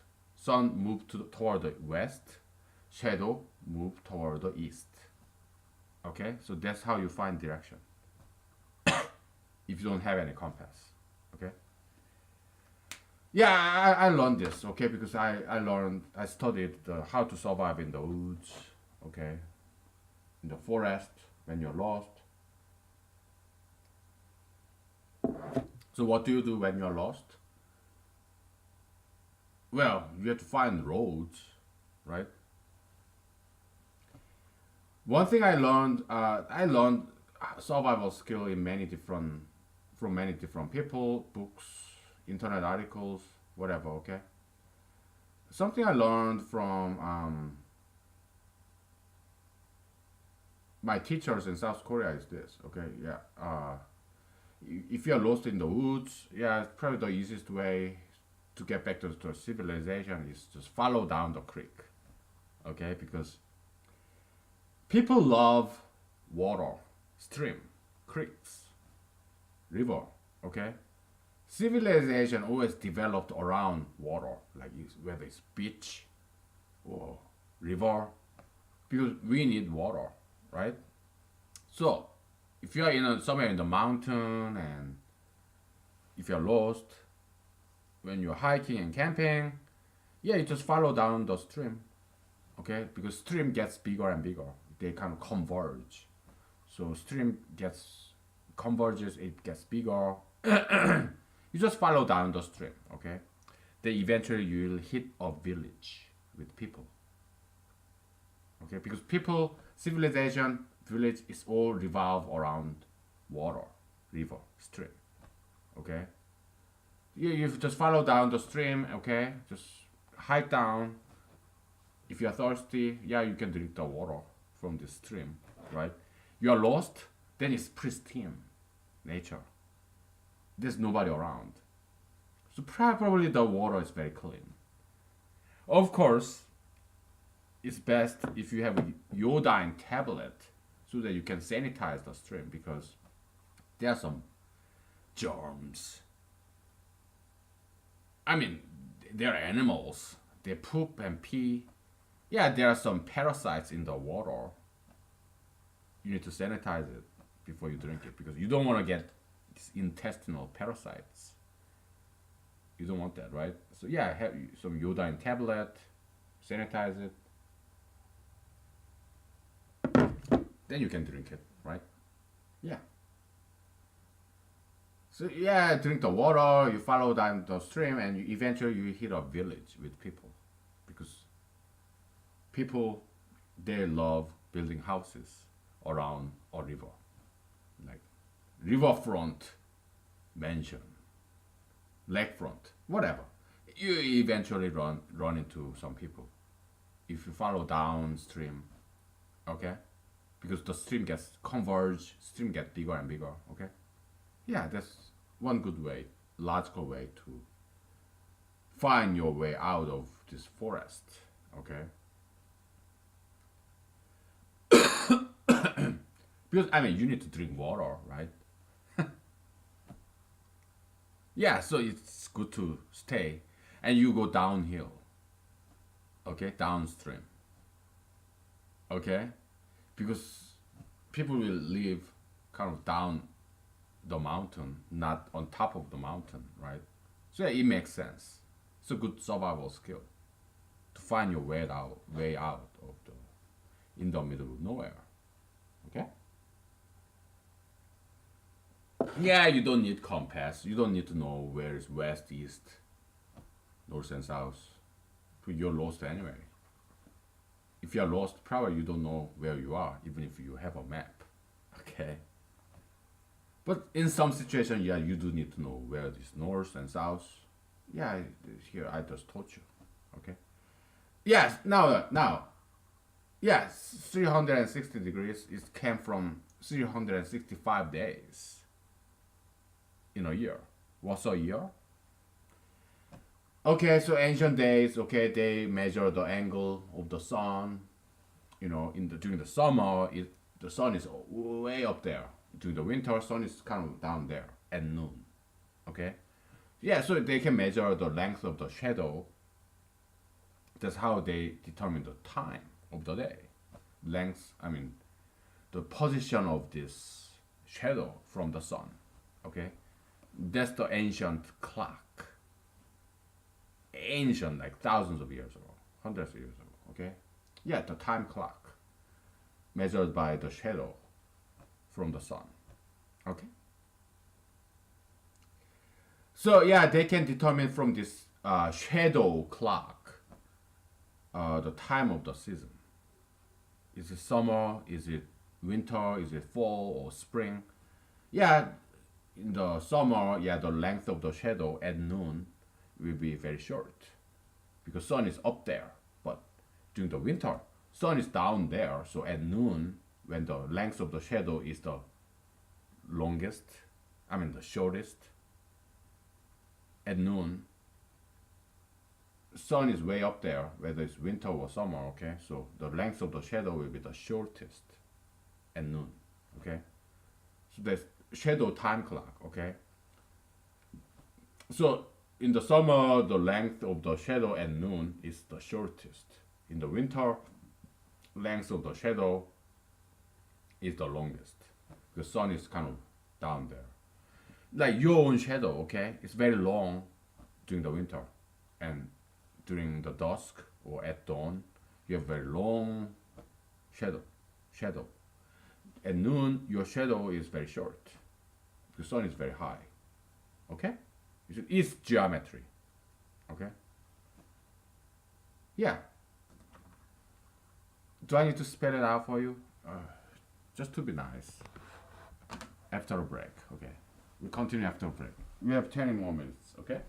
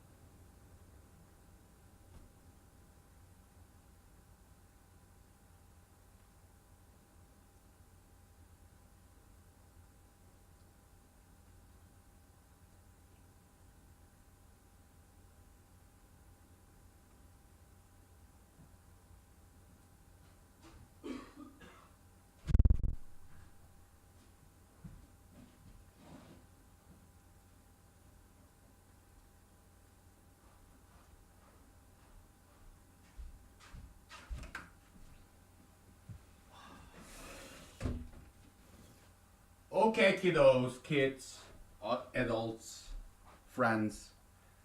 Uh, we may just continue on after 3 hours is over, as long as my voice can tolerate.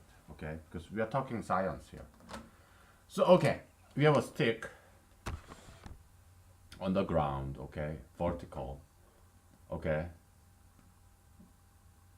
When sun is up there, when sun is up here, B. This is your shadow. Okay, shadow vector. If sun is a little bit down here, B. Your shadow gets longer.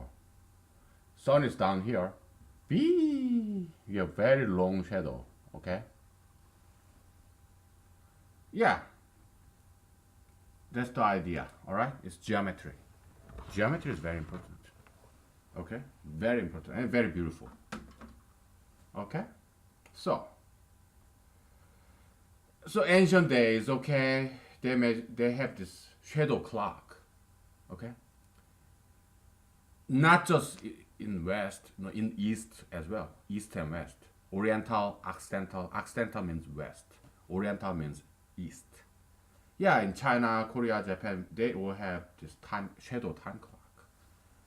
In the east, yeah, they did. In the west, yeah, too.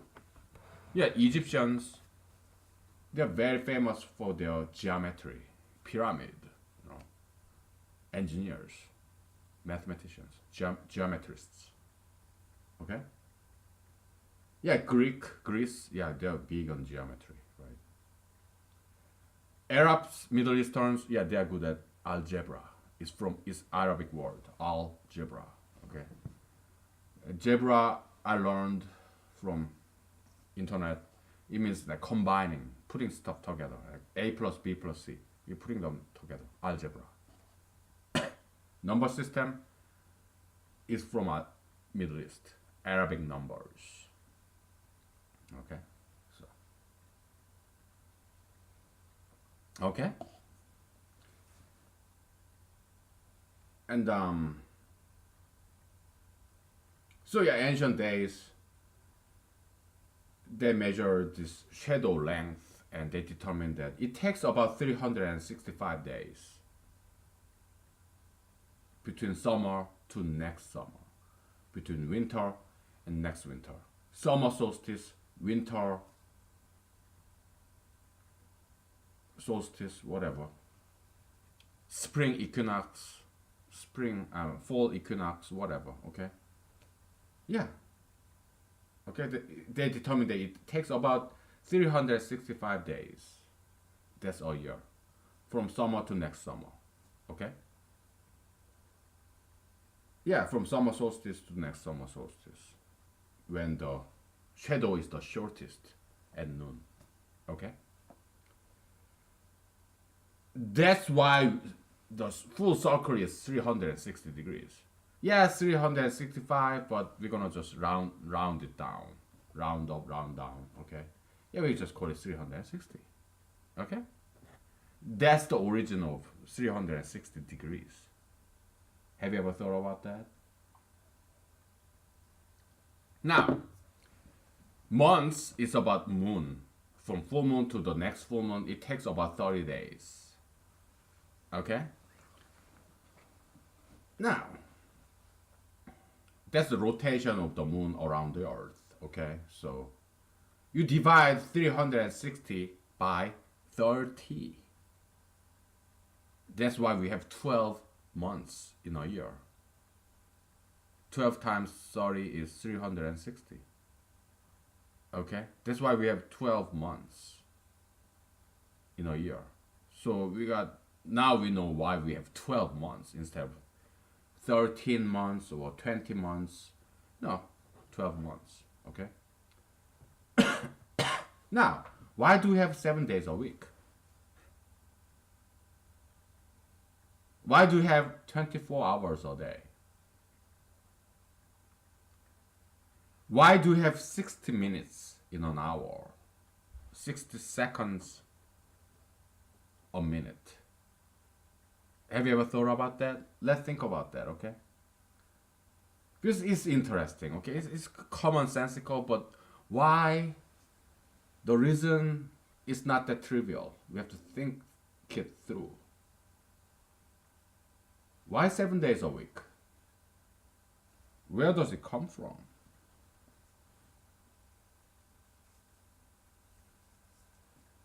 Probably comes. My guess would be it's probably come from the number of planets. Number of planets, I think. Okay. We get back to this theta. Well, by the way, theta. By definition, this radian system, theta is S divided by R. Okay, so that's the definition of theta. We are talking about this radian system.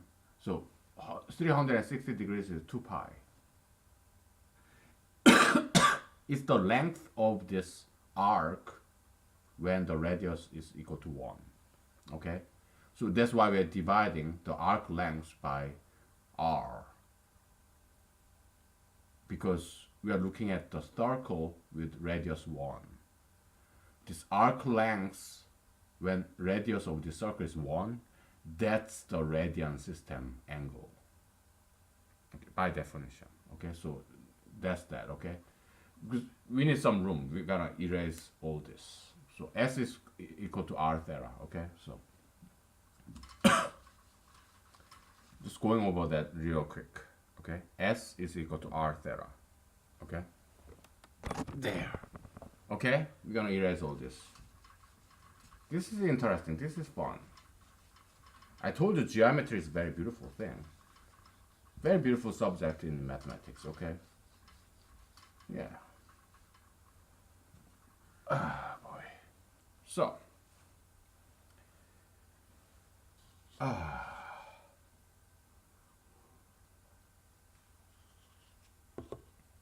Okay. I'm gonna take off this jacket. It's getting hot.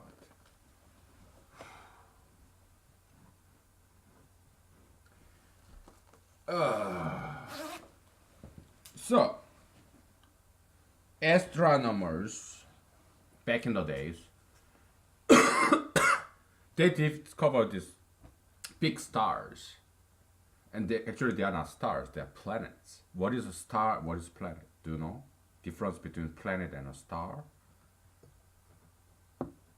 Planet is in solar system. Okay, you have sun. What else do you? You have Mercury, Venus, Earth, Mars, Neptune, and then you have other stuff, but they're kind of small, so we don't really care about that. Okay, and around the Earth you have a small moon. Okay, satellite. Sun, planet, satellite. How many of them are there here? 7. Okay. Your Sunday, sun. What is sun? It gives off light. What's a planet? It revolves around the sun, but it doesn't have light itself. I mean, at the core, it has magma. Yeah, it's lighty. It gives off life. Volcano, yeah, it gives off life. It has some light energy there, but on the outside it's kind of cooled down, so it doesn't have it. It's not quite giving off light on the surface. Okay, so that's the difference between sun and planet. The sun, that star between star and planet. Okay, star give off light. Planets, they don't give off light. Okay, and the reason why we see Mercury, Venus, Mars and Neptune is because reflection from the sun. Okay, the reason why we can see the moon, reflection of light from the sun. Okay, star, planet, satellite. Okay, we have 7 of them: Sunday, Monday, Sun day, Moon day, and then you have Tuesday, Mars, Tuesday, okay, Wednesday, Mercury, Thursday, Neptune, Friday, Venus. Okay, that's where it came from. 7 days a week. It's planetary. It's like astronomical. Okay, Sunday, Sun, Monday, Moon.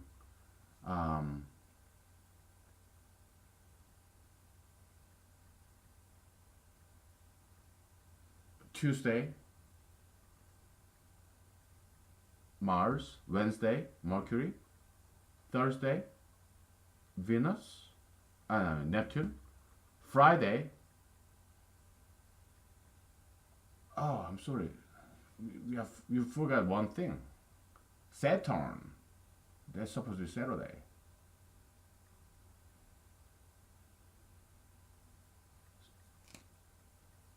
Saturn. So you have Sunday, Monday, Sunday Sun, Monday Moon, Tuesday, Mars, Wednesday. Let's renumber. Sunday is 0, okay? Monday, 1. Tuesday, Mars, 2. Wednesday, Mercury, 3. Thursday, Neptune. Thursday, 4. Friday, Venus. Number 5, Saturday. That's Saturn. Okay, sorry. With that ring, Saturn.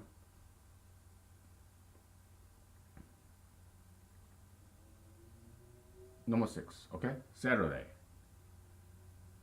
Yeah, so Earth, no, Earth doesn't have any of its day, okay? It's about sun, moon, and other planets because we don't get to see Earth. We don't get to see ourselves. We see other planets, other satellite, other star, okay? Because we are the Earth, okay? So that's where 7 days a week come from, okay? Or maybe it came from Bible, okay? Yeah, God, He created in 6 days the universe, and then 7th day He rested. Maybe, okay?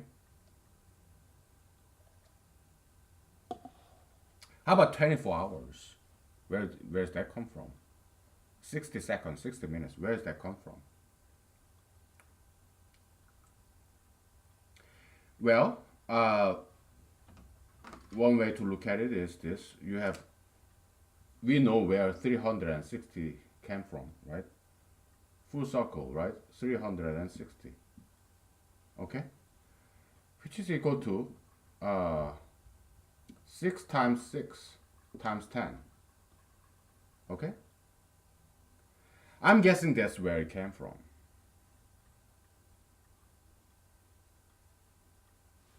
That would be my guess. Okay?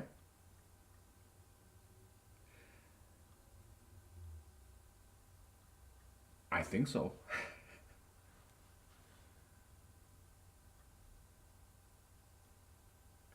You have 6 seconds, right? And you have 60 minutes. Okay?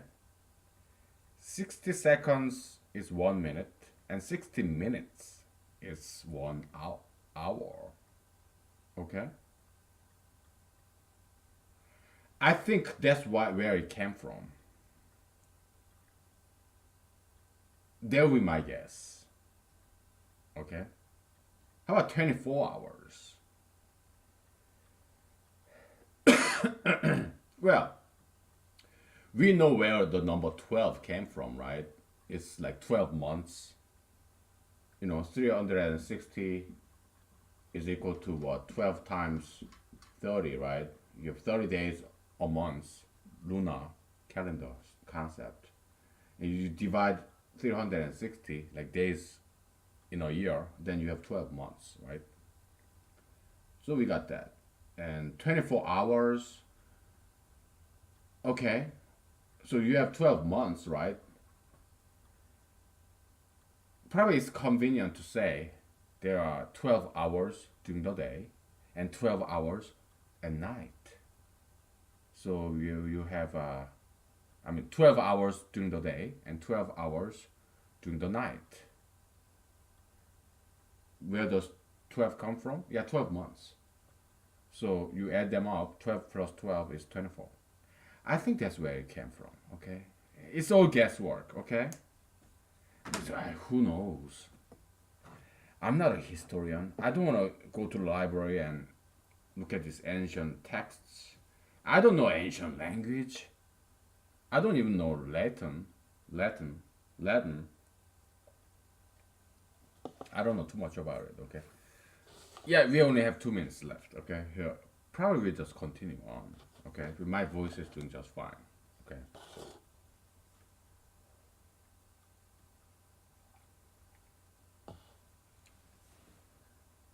so yeah, I think that's where it came from. Okay, number six. Yeah, I think it's probably came from 6 times 6 is 36. I think. Okay,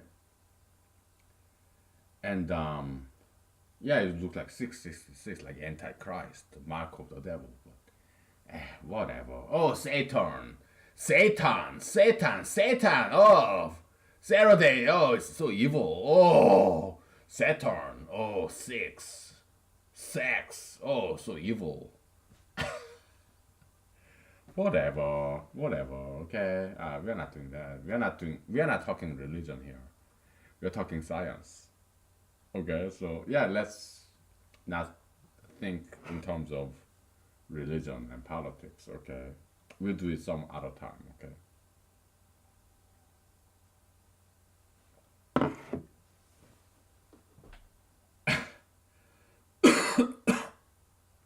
Don't tattoo. Okay, don't tattoo like 666 here. Don't do that. Okay, don't do it. Don't tattoo anything. Okay.